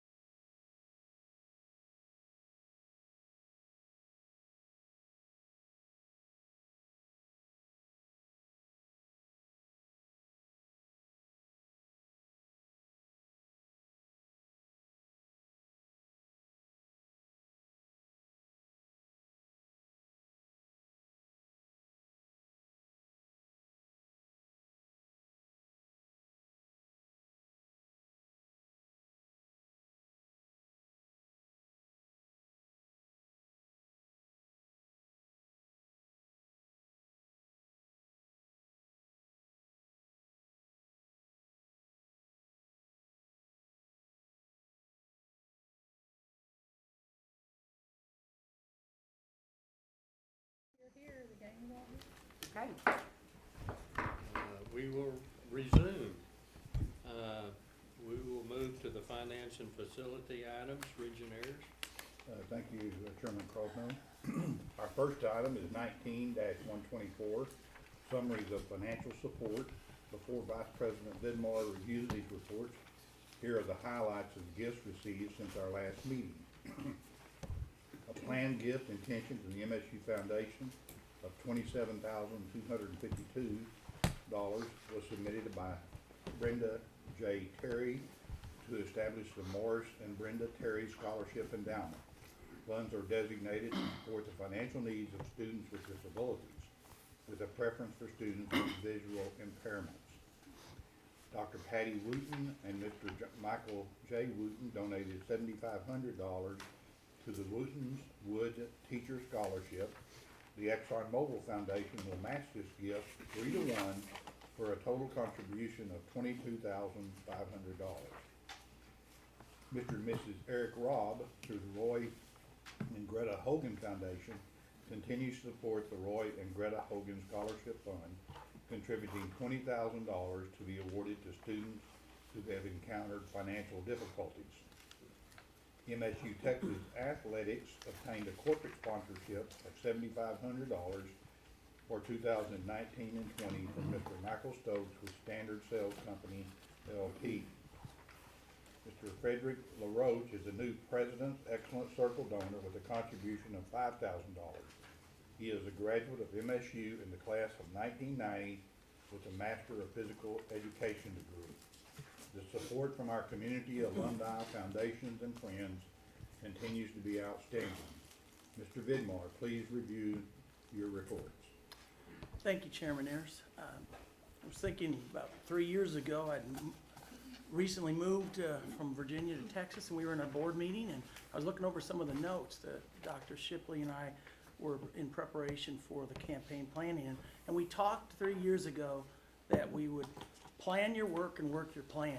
In a lot of ways, comprehensive campaign is exactly that, planning the work and working the plan. And because of a great team and most importantly, great generosity, we've seen some strides. You'll see on page 73, I'm going to highlight a couple of the reports. Page 73 of your board book, we're going to look at the comprehensive campaign, comparison of new gifts and commitments to date, and doing very well in that area. 103.82% of goal. We sit at 51,907,000 as of the end of June, and that's about 104%, about 40% of the time. So that's a very good pace, and we've talked about that. The things, the two that go involved in here are we've been able to incorporate some of those steps in working the plan, data analytics, process systems. So proud of not only our donors and our community, but our team in advancement. I mean, they have learned a tremendous amount and have really stepped up to the plate, and really a lot of things, because they've not been through a comprehensive campaign they've not seen before, and they have just learned and applied, and I just couldn't say more about that. So very happy with that. Really proud to report, I think you all know, but maybe not, that we won a national award from CASE, the Council of Advancement and Support of Education. We won a Circle of Excellence Award for the Boundless Opportunities campaign, and for emerging programs. These were programs, about 2,500 entries total to those awards, not all in our category, but this is quite a big deal. And we won it for the emerging programs that are looking at fundraising programs that are on the move. The judges were very impressed with our MSU Texas integration with the theme and how we leveraged that in the campaign. And it was wonderful to get that, a silver level we got, so second highest level nationwide. So glad about that, and that's all because of some of this generosity that we see in our community. Turning next to page 74 in your board book, you'll see the fiscal year 18-19 monthly comparison of new gifts and commitments. This is our goal was $8 million for this fiscal year. Happy to report that we're 154.32% of goal. We sit at $12,345,000 and some change. So a lot of progress there. The next reports we'll look at, the newer reports, these are the ones that a little more challenged in, and areas we talked about in the last board meeting. These are our pipeline reports, looking at the breadth and depth of our campaign. How do we build the next pipeline of our names of some of our major donors, and who will be the next generation? Please look at page 76, if you could, of your board book. This is a year-by-year comparison of the monthly year-to-date cumulative number of donors. You could see we sit at the end of June at 2,802 donors.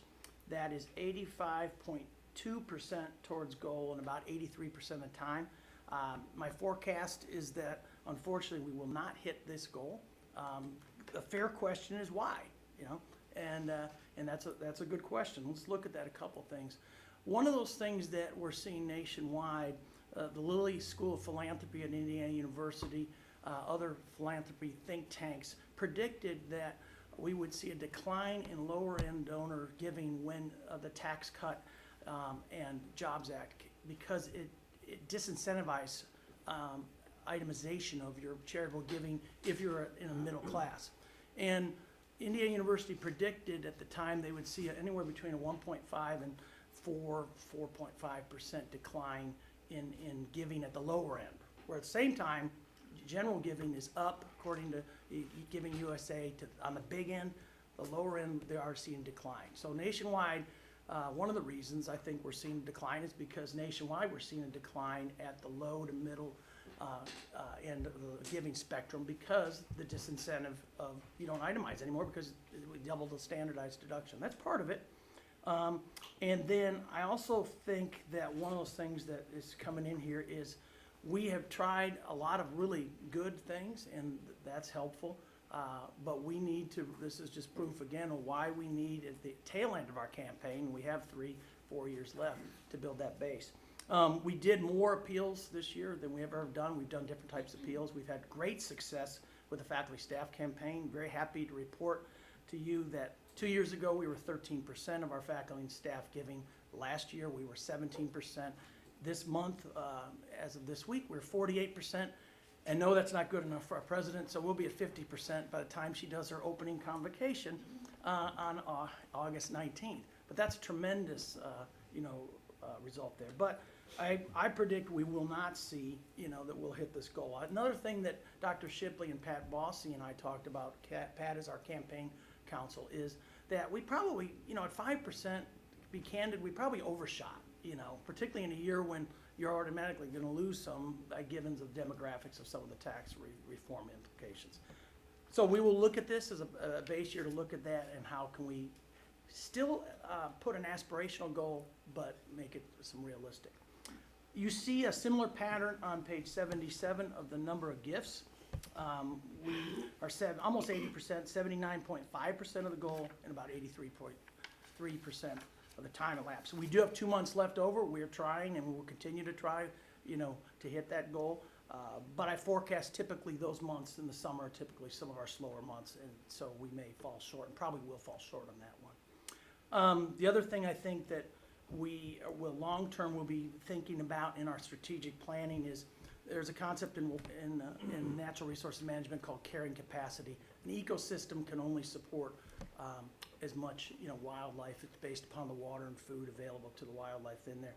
And in reality, our staff have really, like I said, stepped up to the plate. So we're going to have to be smarter, and learn how to utilize more resources. Ultimately, we probably long-term will maybe need to look at staffing levels, because commensurate to some of our peers, we're pretty low and lean on staff. And when it comes to annual giving, you need road warriors, ladies and men who are on the, business development people, and we really don't have any designated folks doing that. So tremendous accomplishments we made, but I think we're probably going to plateau out, to be candid with you, in the area of annual giving, and we're going to have to address that in the next couple of years. Thank you. I'll entertain any questions. Thank you, Tony. As a reminder, your folder contains a list of donors, and no cards are on the table. Please write thank yous to those assigned to you and others you would like to include. You can either leave them with Debbie to mail or take them with you to mail at your convenience. Item 19-125, United Regional Corporate Sponsorship Agreement and Naming. Provost Johnson will present this item for recommendation.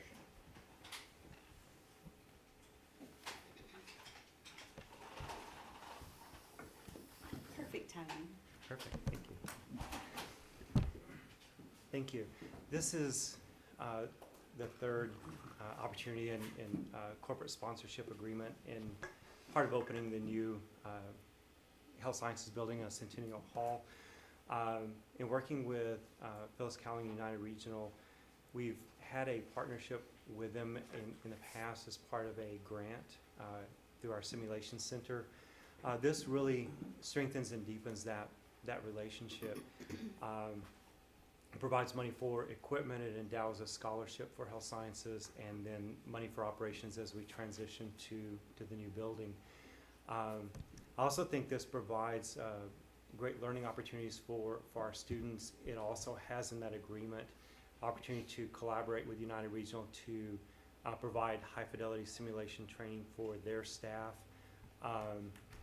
and cooperative training for their staff and our students. So a lot of great opportunities here, and part of that is naming of the interprofessional education suite, which is one of the showcase spaces in the second floor laboratory of that new building. It is a room that has considerable versatility. It's designed for multiple disciplines to go through realistic scenarios or train together. I've mentioned it before, it's a hallmark of that, I think that space in the philosophy. The research tells us the more that we learn and train in an interdisciplinary environment, the more that carries into practice, and certainly the better quality of healthcare that you and I'll enjoy down the road. So very excited about this agreement and this opportunity with United Regional and the naming of that space.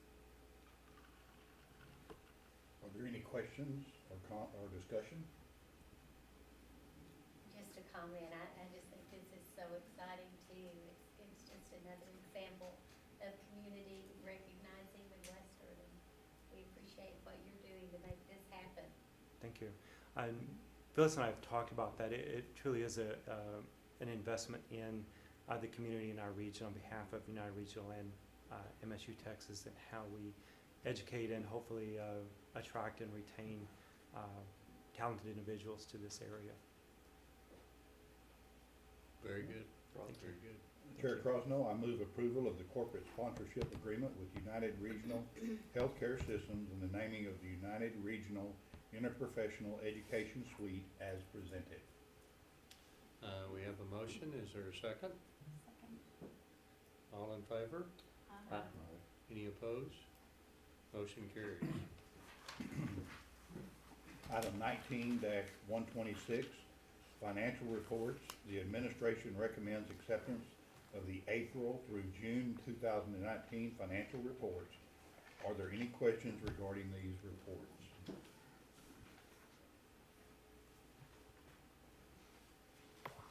No questions and all that? Chair Crosno, I move the board accept these financial reports as presented. We have a motion. Is there a second? Second. All in favor? Aye. Any opposed? Motion carries. Item 19-127, investment report. The administration recommends acceptance of the third quarter fiscal year 19 report. Are there any questions about this report? Chair Crosno, I move acceptance of this report. Once again, we have a motion. Is there a second? Second. All in favor? Any opposed? Motion carries. Item 19-128, investment policy review. Per the Texas Public Funds Investment Act, the board must review and approve the university's investment policies each year. The administration reviewed the university's 2 investment policies and determined that no changes were necessary for policy 4.196, endowment funds. However, the administration recommends changes to policy 4.182 regarding the investment of operating funds, as outlined in the board book. These changes are required to accommodate action by the 86th legislature and to update language due to recent portfolio changes. Mrs. Maxwell and Mr. Stovall are here to answer any questions anyone may have.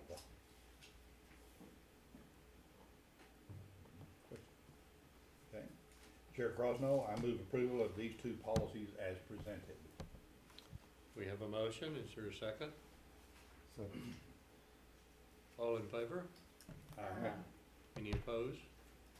Motion carries. Item 19-129, fiscal year 19 budget item, $50,000 and under, approved by the President. The administration recommends ratification of the items noted in the board book. Are there any questions regarding these items?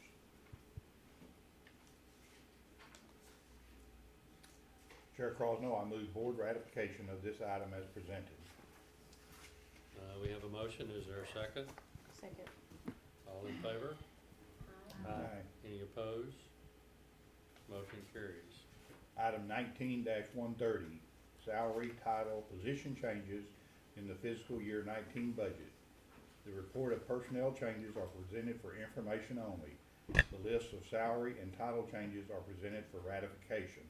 Are there any questions? Chair Crosno, I move the board ratify the changes as presented.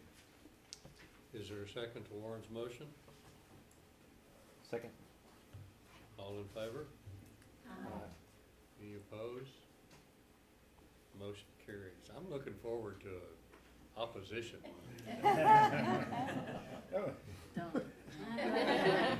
Item 19-131, university signature authorizations. Each year, the board is asked to approve the signature authorizations outlined in the board book. Are there any questions? Chair Crosno, I move approval of this item as presented. We have a motion, is there a second? Second. All in favor? Aye. Any opposed? Motion carries. Our next item is 19-132, approval of broker dealers, investment vehicles, and asset holding accounts. The administration recommends approval of the firms listed in the board book. Are there any questions regarding these items? Chair Crosno, I move approval of this list as presented. We have a motion, is there a second? Second. All in favor? Aye. Any opposed? Motion carries. Items 19-133, campus construction update. The board book includes project status reports, a report on smaller construction projects, the photographs of the current projects. Mr. Owens will provide information regarding these projects.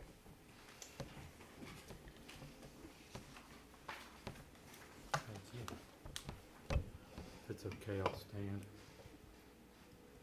We'll give you the quarterly update on pictures showing some of the progress on our construction projects.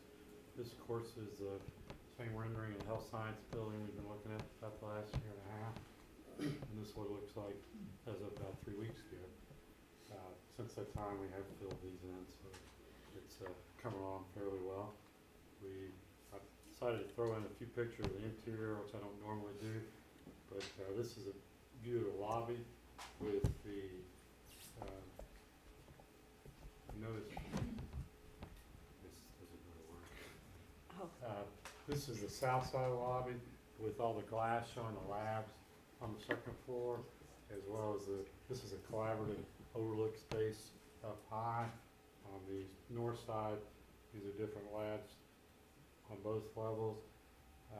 One of the things that we're waiting for the materials to come in is the wood that covers that sheetrock. They're supposed to be shipping now, and within a week be here and take about a week to install, so it should be in place by the time school starts on the 26th. I took a picture of a few of the classrooms. This is kind of a typical classroom on the second floor, and this, of course, is the dental hygiene area. We have started to move some of the furniture in. This week we'll be getting a lot more of it, and personal items from the future occupants are being moved over later this week as well. And we still plan to occupy the facility and start having classes on the 26th. As far as the quad that's created by the health science, Whitwell, Dillard and McCoy area. This, of course, is a rendering of it. This is a picture of that same area, really about the same look as it was 3 months ago. If you looked really close, you'd see a little difference over here. It's a lot easier to see from the top of Bridwell, though. This is the water feature. It will have the artwork displayed in it. It's since the past 3 weeks, they filled in more of this, put the rocks that go around the outside of it, and the 2 of the pieces of artwork should be here in the next week, and we anticipate the other 2 to be here and installed before the grand opening. The next project is the Texas Accessibility Standards and ADA and Fire Marshal Upgrade Project. And last summer we spent a lot of time and effort on Fine Arts and bowling. This summer our concentration is primarily on Aiken and a little bit in Hardin. So I'm going to show you some of the changes within Aiken. And you can see we're adding a ramp on the west entrance to Hardin. I know I've got isn't all that great from here, but it looks, there's the north ramp right here is being replaced with a wider one that's ADA compliant. Also open up the space in the back to get in and out more easily. On the south side, there's a landing here with 2 sets of stairs that we had to eliminate, and so we placed this ramp in there, and it'll have direct access to the stage from there. As far as the restrooms go, this is what they used to look like. We've obviously made a few upgrades to it, and those are within a few days or certainly a week of being opened up for use. For Moffett renovation, phase 2A includes the renovation of half the second floor and all of the third. 2B is the other half of the second floor and all of the first. But we're just finishing up 2A, which kind of showing you this, although it's somewhat of an update, where we added these spade pods. There are 3 rooms on the 4th floor like that. This is what it used to look like. Obviously a lot different, brighter finishes. And we've actually, by the time school resumes, they're ahead enough on the schedule that the entire second floor ought to be useful for student use instead of just half of it. And so they've also moved into the first floor, trying to concentrate on doing demolition that's going to create lots of noise over the summer, so they can minimize that once the students get back. And you can see that the brick benches that are in there have been removed. The glass and that PC lab has been removed and opened up.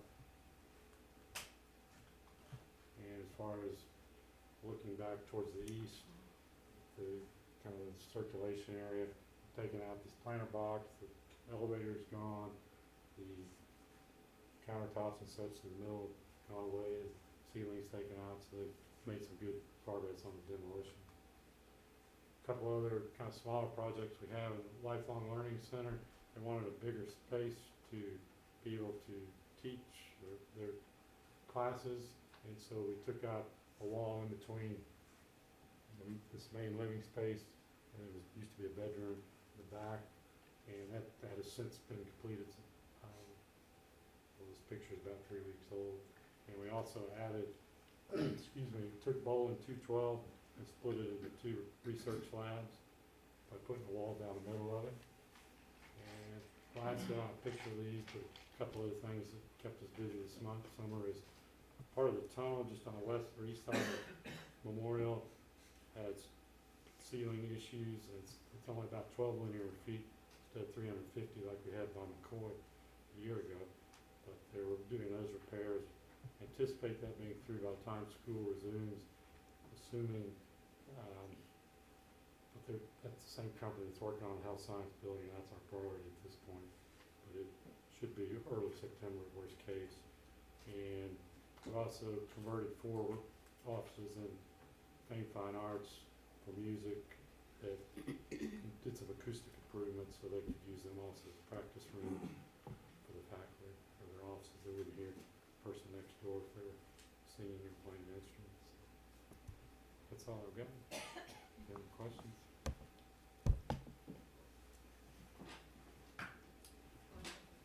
This item is presented for information only and no action is necessary. Item 19-134, Sykes Lake Weir removal. The city of Wichita Falls is considering removing the concrete weir that separates the northern portion of Sykes Lake from the southern portion of the lake. Mr. Owen will provide information and present the administration recommendation for consideration along with a recent update. Fair enough.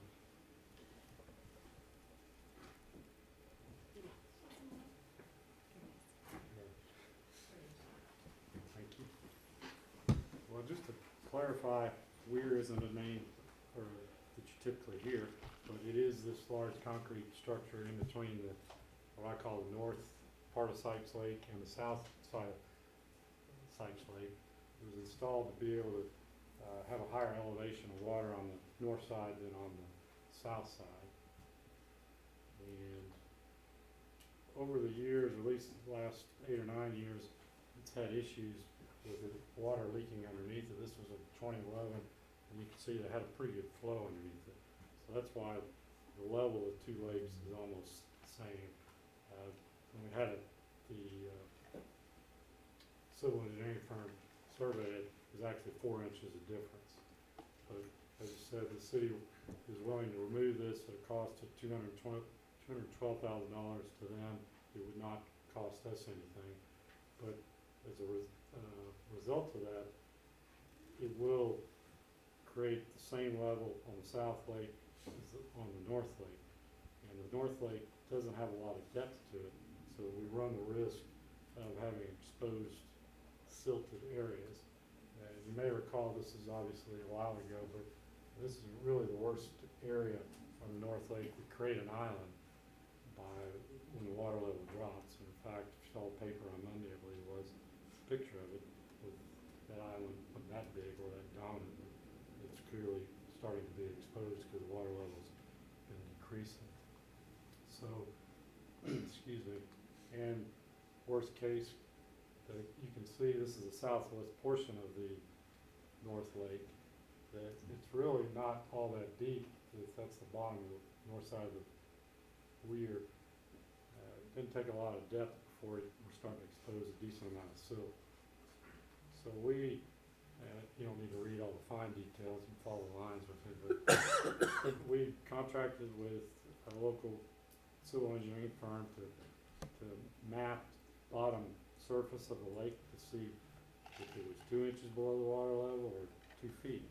And so they created this sketch of it, or drawing, and what I'm showing is, or they also determined that with at the spillway, if water is just going at the level of the spillway, the whole North Lake will remain covered. But if it drops to a foot, these red areas are what are going to be exposed. And this is the shallowest portion about right here, and it's only about 6 inches below the water, or only 6 inches below the dam. That's the first part that comes up. If the water level were to drop 24 inches below the spillway, then the only water you're going to have is in between these blue lines. So you can see there's going to be potentially, I wouldn't expect it to get that bad unless we're in a drought condition, but we certainly would expect to see some of these red areas be exposed. And also keep in mind, it doesn't take a lot of water to refill this lake. We get 3/4 of an inch to an inch. It tends to fill up. So it's not like we gotta wait for 3 years before it to come up, but we do need some rain, and we haven't had any the last 3 weeks or so. So we're starting to experience some of these silt areas being observed. So just to kind of give you our thoughts on it, some of the pros about it, if it's removed, both Redwine and the museum are in a floodplain. We've never actually had any issues with flooding inside them, and Redwine is the floor of it is a foot above flood level, but nevertheless it still gets a lot closer to it. If they were to take the weir out, the likelihood of it being able to flow would be less. Also removes that weir is really only used by the ducks and the geese, and we know what they do. It's pretty disgusting. It would possibly let some of the upstream trash float all the way through instead of stopping at that weir. I don't think that a lot of that's gonna go on as much as I would like it to, because we tend to spend about a half day or a grounds crew going and cleaning up the banks every time it floods. Although realistically, that North Lake is gonna continue to silt in, whether that weir is removed or not. If we leave it in there, we're probably gonna be facing the same exposure issues in 4 to 7 years as we're talking about by removing the weir now. And obviously the city would pay for the removal, so that's a good thing. The cons about it, we're likely to see those red areas of silt exposed in the July through October timeframe. And we'll also see some of the silt from the North Lake flow into the South Lake, which would increase the likelihood of it needing to be dredged. And of course, because the North Lake has more silt exposed, the desire to want to dredge it is a lot higher. Now, since had some conversation in the committee, and we can talk to briefly with the public works director, and so we don't necessarily have to make a decision on whether to remove it or not till November. So we're just presenting this for your information at this point, without a direct recommendation. So, any other questions? Or What is the principal reason the city is pushing this? I mean,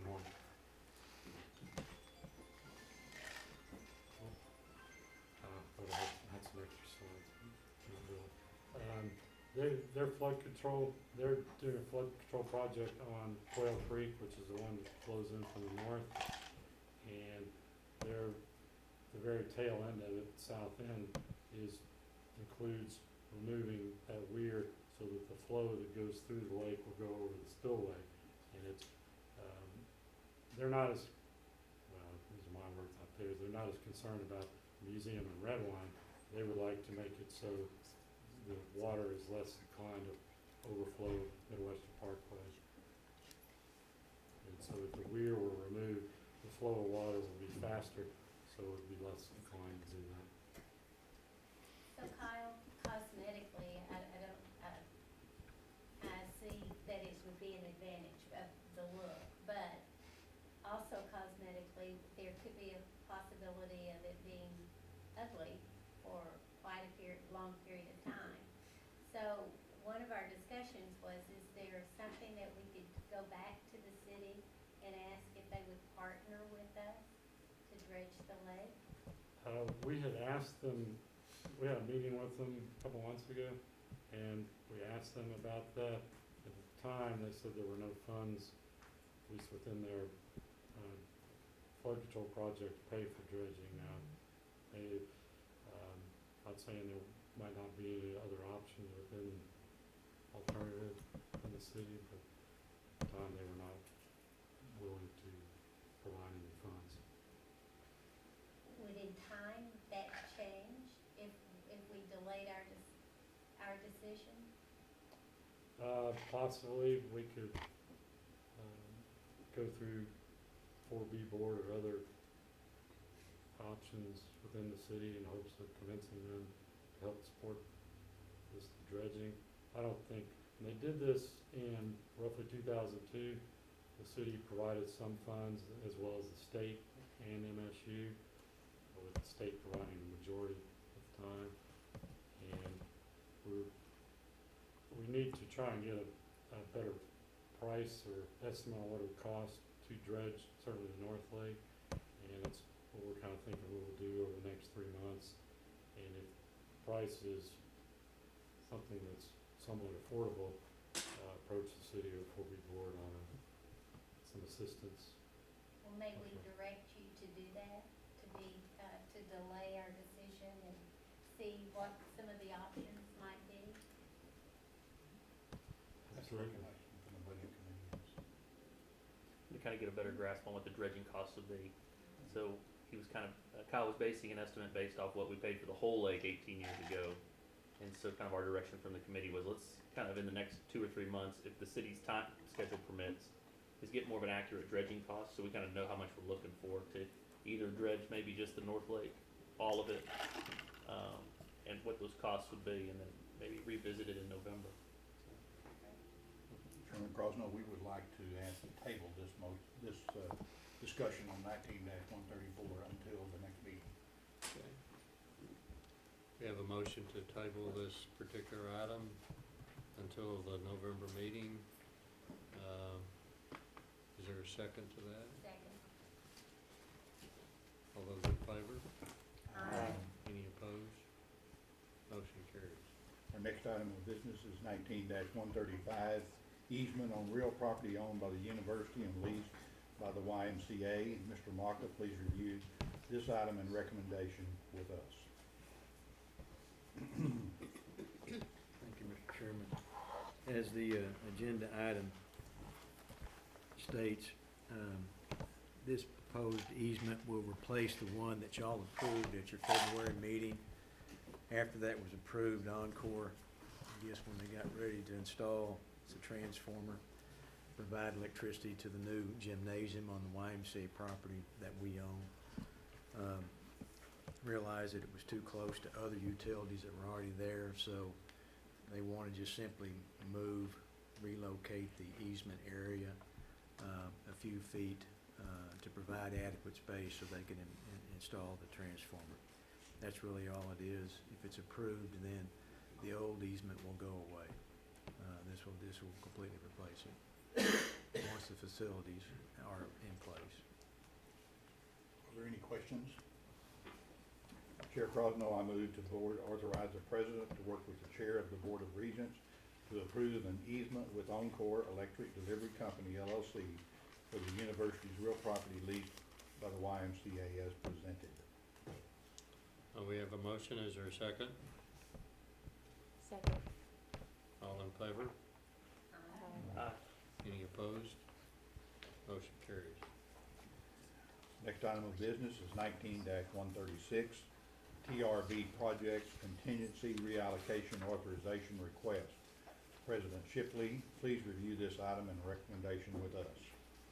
So we're moving toward the end of our projects that are being funded by the $56 million TRB funds, tuition revenue bonds funds. And we've got about $500,000 savings from projects that have been completed that we would like to use for projects that haven't been completed. And we're projecting about $150,000 in savings from the projects that are in process. So we would like, rather than to have to come to you and have you approve in the next months over and over reallocations of what you initially budgeted for each of these projects, we'd like you to empower myself, working with Chairman Crosno, to approve those reallocations as needed. Are there any questions? Chair Crosno, I move approval of this item as presented. We have a motion. Is there a second? Second. All those in favor? Aye. Any opposed? Motion carries. Item 19-137, operating budget for fiscal year 2020. The administration recommends approval of the operating budget for fiscal year 20 as presented. You have had an opportunity to review the proposed budget as well as the budget highlights and other budget information that is included in the board book. I believe Dr. Shipley will make opening comments and Ms. Maxwell will make her presentation. President Shipley. So I'd like to thank all of you for your attention to this year's budget, and I'd particularly like to thank Valerie Maxwell and our staff in her area for creating this. I'd also like to point out that we have once again engaged governance in this process. We have a budget oversight committee, and you'll find in the presentation that a lot of the additions to the budget were based on the recommendations of faculty, staff, and students who were on that committee. So, Ms. Maxwell, please proceed. Thank you, yes. And it has been a pleasure to work on this budget with this committee. The budget that we're proposing for you is $124,900,000 million. That does represent a about a $3 million increase over the prior year. The bulk of that, as you're gonna see, is in a couple of areas with scholarships and some staff and faculty pay raises and some other initiatives that we have in place. But to begin the process, we look at our enrollment. We are looking at 6,280 as our fall enrollment. Of that, about 290 will come from this particular Flower Mound site. What's interesting about this, though, is that of that 290, we expect probably about 75 to also take classes from the Wichita Falls campus. The Flower Mound site continues to grow significantly, but we're still running a small deficit in this particular site. And as you all know, as we planned this and prepared the pro forma, we were looking at this very issue, and we knew it would take just a little bit to get us through there, but we are doing very well and making great strides. We have made some investment in our faculty and staff salaries, which I'm going to show you in just a moment.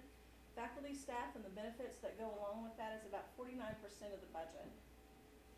We have some decreases in our debt service. We've been able to refund and get some lower interest rates on a bond. We've been able to pay off some of our master leases, as well as pay off some of the other debt.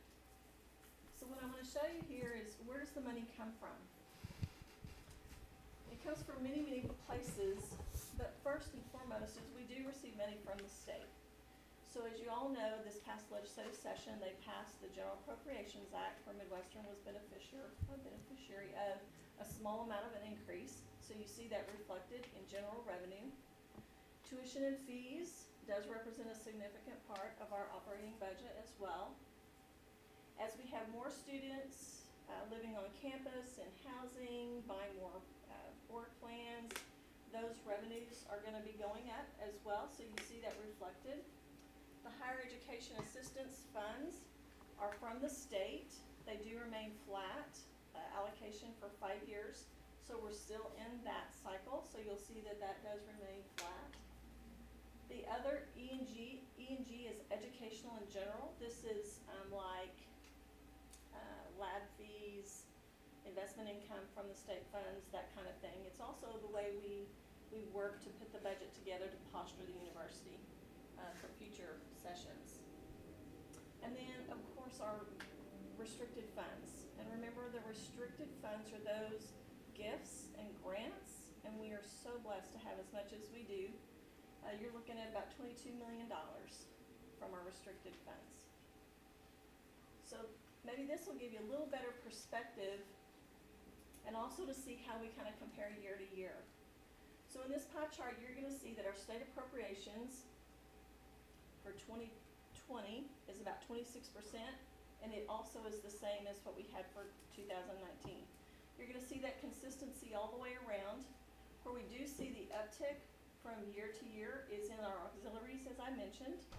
It jumped from 10% to 11%, and then the business services piece, which are things like ticket revenue, gate receipts, you know, those types of things. It's going to go down just a little bit percentage-wise of our budget. So this is where the revenues come from. So now how do we utilize those funds for our budget operations? Well, as I mentioned, faculty, staff, and the fringe benefits represents about the 49%. We do have this significant increase in our scholarships. And as if you read in the budget highlights that we prepared for you, it's about $1.3 million in additional scholarships. But of that, about $1 million of it is the Pell money. That's that federal pass-through that comes in for our students' benefit. Utilities are pretty flat, and again, the debt service. So pretty much you'll see again in this pie chart, we're very consistent. You know, there's not going to be any big fluctuations. Salaries and wages is still about the 49% with the benefits. Our scholarships are still, with that $1 million extra, it ticked up to be 22% instead of 21%. And then the operations in our capital budget decreased to about 15%. overall, it's very consistent with what we've had. So one of the things that we receive from the state is the Higher Education Assistance Funds. And these are those statutorily constitutionally dedicated funds for the university. And if you recall, we're building the facilities workshop, the facilities shop that's on that. It would be the northwest corner of LJR. In planning that budget, there was a plan to utilize this $1.2 million for the project. So what happens is whenever we do that, it applies a little bit more pressure to some of the other areas. And the Budget Oversight Committee did deliberate on this particular item for a good amount of time. What they did, was in the information technology area, we did reduce it by about $115,000. But that committee was very upfront that they wanted to make sure that in the 2021 year that those allocations are restored back to that area, because there is a significant effort on our campus for technology, not only for our students but for the faculty and the staff as well. These funds are used to purchase replacement computers, to expand our Wi-Fi network, to work on some of the classroom technology. So even though we had to cut back a little bit this 2020 year, the intent is that we will fully fund that back into 2021. The library materials, the academic equipment, those stay the same. The facilities maintenance is where a big chunk of that $1.2 million came from. $600,000 of that was reduced from the funds that Kyle Owen has to take care of deferred maintenance on campus. So the committee also is very aware and is dedicated to make sure that we get that back into that facilities maintenance account. So this is just a recap of a few of the things that we did. Of course, I mentioned the scholarships going up. The faculty and staff, there's some compensation increases that's being in your proposed budget. The committee recommended some positions to be added for next fiscal year, one of which was for a lecturer position and also some adjunct funds for them for Dr. Johnston to take care of some needs within our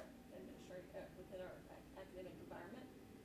Of course, the increased fringe benefits, and one of the things that we talk about sometimes, people need to realize fringe benefits for our campus is over $15 million. And of that $15 million, 6.6% of that is health insurance benefits. So that's very significant. We did receive an unfunded mandate from the state this time. The TRS contribution rate that the university has to put forth for those who are eligible under the TRS plan, it went from a 6.8% to a 7.5%. So they mandated that, but we weren't able to get any additional funds for it. So we had to take care of that as well. But you're gonna see fringe benefits go up. Then for technology, adding a staff member and some additional software. And then there's some other positions here, and I'll recap those next. But the one thing to remember, we also have Centennial Hall opening. So along with the hall opening, we're gonna have utilities, supplies, building maintenance, that kind of thing. So we did take care of all of that within our budget. As far as the full-time benefit eligible employee increases, the changes, what you'll see is at the top, the university has 712 positions that are benefit eligible, and here how it's going to change for September 1. We added the half of a faculty position for the nonprofit center. This is coming in from donor funds, not from the university funds. We have half that position this current year, and so we're gonna make it full. And then the lecturer position that I mentioned, we added a Clary position, y'all may remember that, so we need to pick up the other half of that full-time benefit eligible employee. The 2 custodians for the Centennial Hall, and then these others, the graduate academic counselor, an assistant director for the Mosaic Cross-Cultural Center, a bus driver mechanic, and then a database administrator. We always look at our existing full-time benefit eligible employees, and as positions become vacant, we review them. We hold those positions open for about a month for the most part. But then as needs come up, we also look to see, is there ways that we can combine or collaborate? And so this is what we've done. We've taken a half a position off the table. So when we open up our fiscal year, we're gonna have 720 full-time equivalent positions.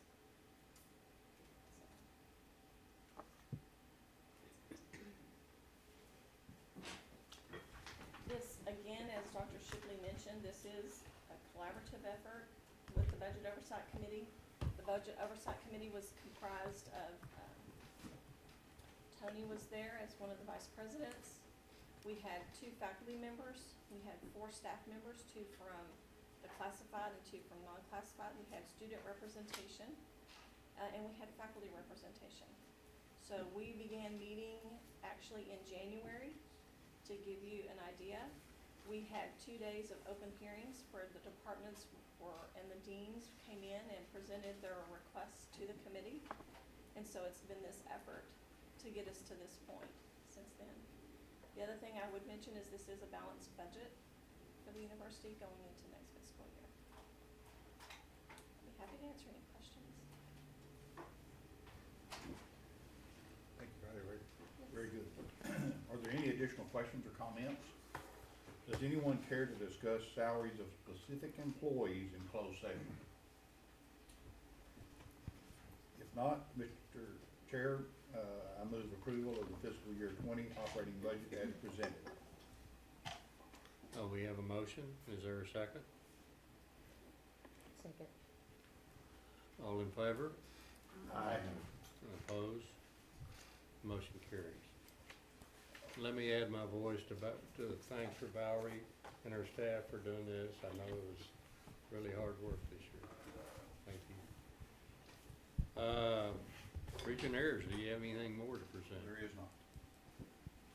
We will now move to the audit, compliance, and management matters. Regent Burks. Thank you, Chairman Fosno. The first item is 19-138, the compliance update. Mr. Stovall's update on compliance activities is in your board book, and he is here to answer any questions if necessary. Are there any questions regarding this report? This item is presented as a point of information only, and no action is necessary. Excuse me. Item 19-139, audit update. Ms. Kidwell's update is also in the board book for your information, and she's here to answer any questions. Are there any questions regarding her audit update?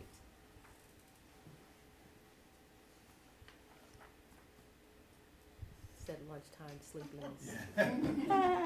This item is presented as a point of information only, and no action is necessary. Item 19-140, fiscal year 2020 audit plan. Ms. Kidwell's audit plan for the upcoming year is included in your board book and requires our approval. Ms. Kidwell, would you please review your plan with us? I'll be happy to. Good afternoon. Well, as required by the Texas Internal Auditing Act, I am presenting to you my audit plan for fiscal year 2020. This plan is a flexible document, and should risks arise during the coming year, I will discuss with Dr. Shipley and the audit committee chairman and the chairman of the board to change this plan. But as of today, this is the plan I'm presenting to the board. I'd also like to thank the board for the resources given to me. I was able to purchase auditing software last year. We went live September 1, and it has the tool and the functionality that give me the ability to track projects and also make this piece of my job very easy to come up with the number of hours anticipated by the project. One thing I want to do this year, and it's included in the budget, is add to the level of auditing that I do, but at a smaller departmental focus and smaller in scope and objective. We've tackled some pretty large projects the last three and a half years, and I'm looking forward to doing smaller projects that touch more areas on campus. Let different people know how painlessly I practice auditing, and also maybe take a little of the fear and demystify the audit process. process. So there are a few departmental audits also included in this budget. Unless there's any questions, that's my presentation for the audit plan. Thank you, Ms. Kidwell. Are there any questions or is there any discussion? Then Chairman Crosno, I move approval of this audit plan. We have a motion. Is there a second? Second. All in favor? Aye. Opposed? Motion carries. Item 19-141, modification of MSU organization chart. The new organization chart includes positions and department title changes as outlined in your board book. If you have any questions, Vice Presidents Vice Presidents Lamb are available to provide any additional information. Are there any questions or any comments about this? Then this item is presented as a point of information only. Our next item is item 19-142. It is an update on the MSU strategic plan. Dr. Shipley's update is provided in your board book, and she will discuss this information with us. Dr. Shipley. I thought it was a good time to just check in on the strategic plan. You can find on my update on page 217. I think I've fairly thoroughly discussed the project, the progress we've made toward the 25 or so goals that we have in our plan, and I finished the presentation with the statement that I hoped to have the committee revisit the plan and substitute 5 to 7 new priorities for those priorities that we've accomplished, so that when our reaccreditation visit takes place, we've all been thoroughly familiarized with the plan and we can report out well to our reaccrediting body. So I just bring that before you for information only, so that you know what our intention is over the next few years, and I'd be happy to take any questions. Are there any questions or any discussions for Dr. Shipley? Thank you, Dr. Shipley. We look forward to the continued work and development of the strategic plan. Item 19-143, the Board of Regents Statement of Expectations. This new board bylaws require the board to review and approve this document. Mr. Maka, would you please present the draft document? Thank you, Madam Chairwoman. This is the agenda item. States every 2 years per our new revised bylaws, this board is required to at least review a statement of its expectations. And I will say that a statement of expectations is a best practice for boards such as this. The Texas legislature has delegated to this board the responsibility for the governance of the university. And the statement of expectations hopefully sets forth your individual expectations as a board member and collectively as a board, because you have different responsibilities, not just individually but collectively as a board. This statement of expectations would be the first ever by this board. My knowledge, looking back at all the records, never come across an expectation statement by the board. But again, best practice, Association of Governing Boards strongly recommends it. And guided by that and other boards' expectations, drafted this, not asking for your approval today, but simply want you to review it. And if you have any feedback, please let us know. But I would encourage you, if you haven't already, to really go through it, review it. It begins on page 220 of the board book. And again, it's now required by our bylaws. And every 2 years, need to do a self-evaluation and review of this statement of expectations. And it's broken down into 3 areas, 3 categories. You see on page 221, the first category is to dutifully serve as a member of the board. And there are several paragraph sections under there that deal specifically with that topic. The second category would be to enhance the values, mission, traditions, and reputation of the university. And again, several bullet points there with regard to that. One of the ones that I like particularly as a second one, that the Regents will support the practice of shared governance, which we believe is very important to the operation of the university. But again, those are all laid out there. And the final category would be to uphold the integrity of the board. And bullet points there, and particularly the first bullet point, which highlights, again, your responsibilities under state law and also under our university bylaws. And they're laid out there. Again, all of these are best practices. They're all recommendations from either AGB or that I've seen from other universities. And so strongly encourage you to read them, review them. If you have any comments, please let me know. That'd be Barry, I great. did have a question on Yeah. bullet point 3, where we have that the primary contact would be the president and the university secretary. And I wasn't sure if this would be appropriate, but would the director of board and government relations also be one of ours? That would be Debbie. So She's would, the yes, so my question is, that's not the university secretary. It does now. She is? I am Director of Board and Government Relations and Secretary of the University. Okay, well, That was I, part of the policy last meeting. In the bylaws. Bylaws. Put Okay. that on a Congratulations. business card. okay, I just didn't She's want got to. a new name tag to just the- like That is gonna be, take a monogram that it's possible. The acronym's interesting. Any other questions or discussion? I guess I'll just add, these are the expectations for all of us here in the room, and I know that all of us take this appointment to Midwestern State very seriously to continue to assist in the education of the student body here. So everyone, please take a few moments to review it, make sure you understand it. If you have any questions, contact Barry. If you have any recommendations, to contact him also. But this document is only presented for your review, and we will be recommending final action in November. Thank you, Barry.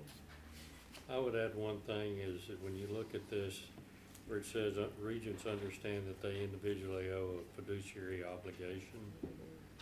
In the legal profession, that's the highest duty possible. So I just want to emphasize that to you. You really treat this institution above your own priorities. Okay? That's good. Item 19-144, Board Resolutions. A resolution recognizing Leah De La Garza for her service as student regent was included in the board book for your review. Before we present this resolution, she wanted everyone to know that she decided on Oklahoma City University Law School. No, I'm just kidding. And that's great. And we'll begin classes next week. Chair Crosno, I move approval of this resolution as presented. We have a motion. Is there a second? Second. All those in favor? Aye. Opposed? Motion carries. Regent Burks, do you have anything more to present? I do not. Item 19-145, University Leadership Report, President Shipfield. I thought you would want a quick update on what we know so far from the legislative session, and I'm sure you've heard on the news that the legislative leadership priorities for this session were primarily school finance reform and limiting the growth of property taxes. And the governor then also included school safety in his priorities. We presented a request for helping us afford this expansion to Flower Mound this was the second session. We asked for a $2 million support so that we would be financially profitable more quickly. We were not granted that special item funding. There were only a few special items granted this session, and most were very big ticket item like the Texas Tech Veterinary School. So they limited special items to pretty large ticket items. We also got late news that the tuition revenue bond funding was being revisited. We didn't have much hope for tuition revenue bond funding this session because we received such generous support so recently, and we were able to gear up and expand our tuition revenue bond request with the help of James Frank's office as well as other offices. So we were, Senator Fallon's office helped us as well, but they tabled the vote. It didn't really happen in the Senate. So no tuition revenue bond funding was provided this year. As Valerie mentioned, the legislation ensures that the Texas teacher retirement system will be actuarially sound within the next 2 years, and we are having to increase our contribution regularly to that over the next 6 years to that fund. Our final outcome was a financial increase of 4.1%. It doesn't make up for the $3 million we lost in the last session, but it's a good step forward. That gives us over $600,000 in each of our budgets for this year and next year. In addition to funding for the Texas Grant Program, which supports 70% now of eligible students in Texas. Significant legislation includes Senate Bill 25, which we heard a lot of talk about measures to facilitate transfer of credit. Debbie and I sat through several meetings where legislators have been contacted by their constituents about how frustrating it is to take community college credit or dual enrollment and have it not really count toward a degree. So there is new legislation to help students with that. There's some legislation around sexual harassment, sexual assault, and those you will be hearing again in future board meetings, as well as freedom of speech on campus. So some rather constrictive legislation has been passed down in those areas that expands on the limits that we were under previously. We are now able to have students again major in education. Earlier you had to major in a teaching field and you can have a degree in education, and that's come back. And we are being asked to put, we'll have some guidance on putting discipline notations on student transcripts. So if you misbehave and get disciplined while at college, we've had problems with transfer of people who had sexual harassment issues or other important issues. In our athletic group, we have agreed that if we let an athlete go, we will let the rest of the conference know about those disciplinary issues, so we don't keep moving athletes from one school to the next. But we don't have anything formal, and now we will. We will have disciplinary notations on students' contracts, students' transcripts, for which they have to pay $5 to get one from us. Double whammy. And then finally, the session takeaways. I think Debbie and I and Tony got, Regent Fideli got a little bit of this when he was with us. I think we were really gratified by the level of awareness around Midwestern that has increased by our presence here in Flower Mound.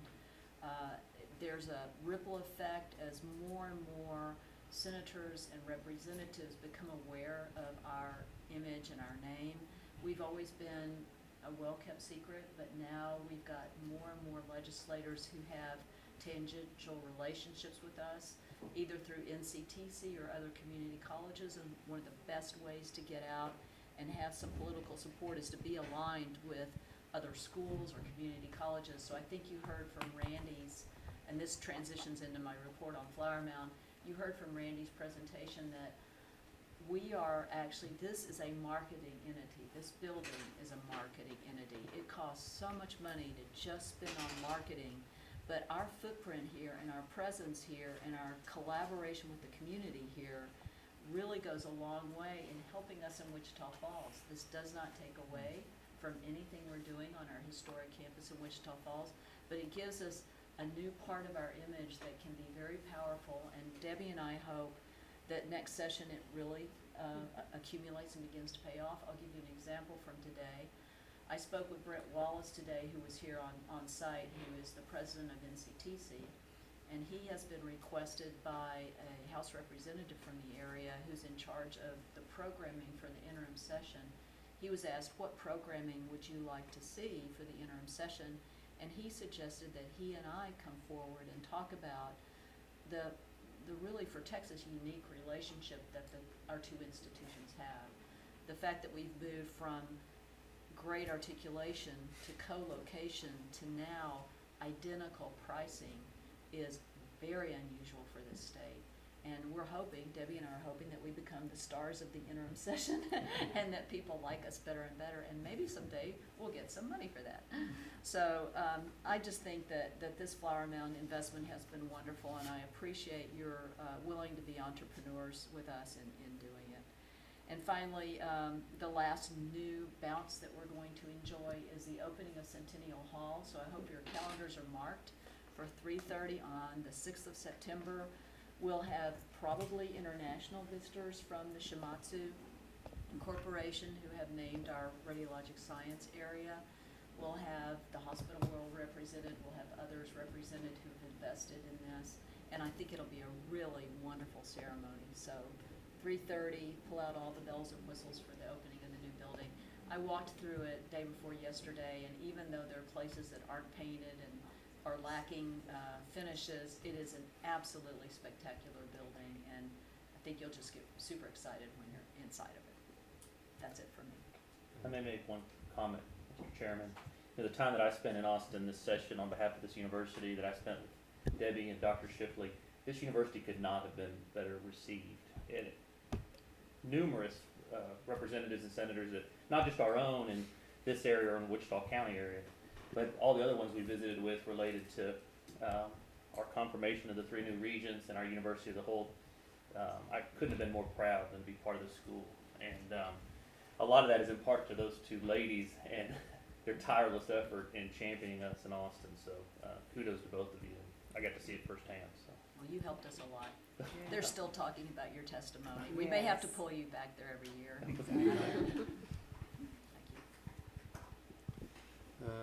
Thank you for this information, Dr. Shipley.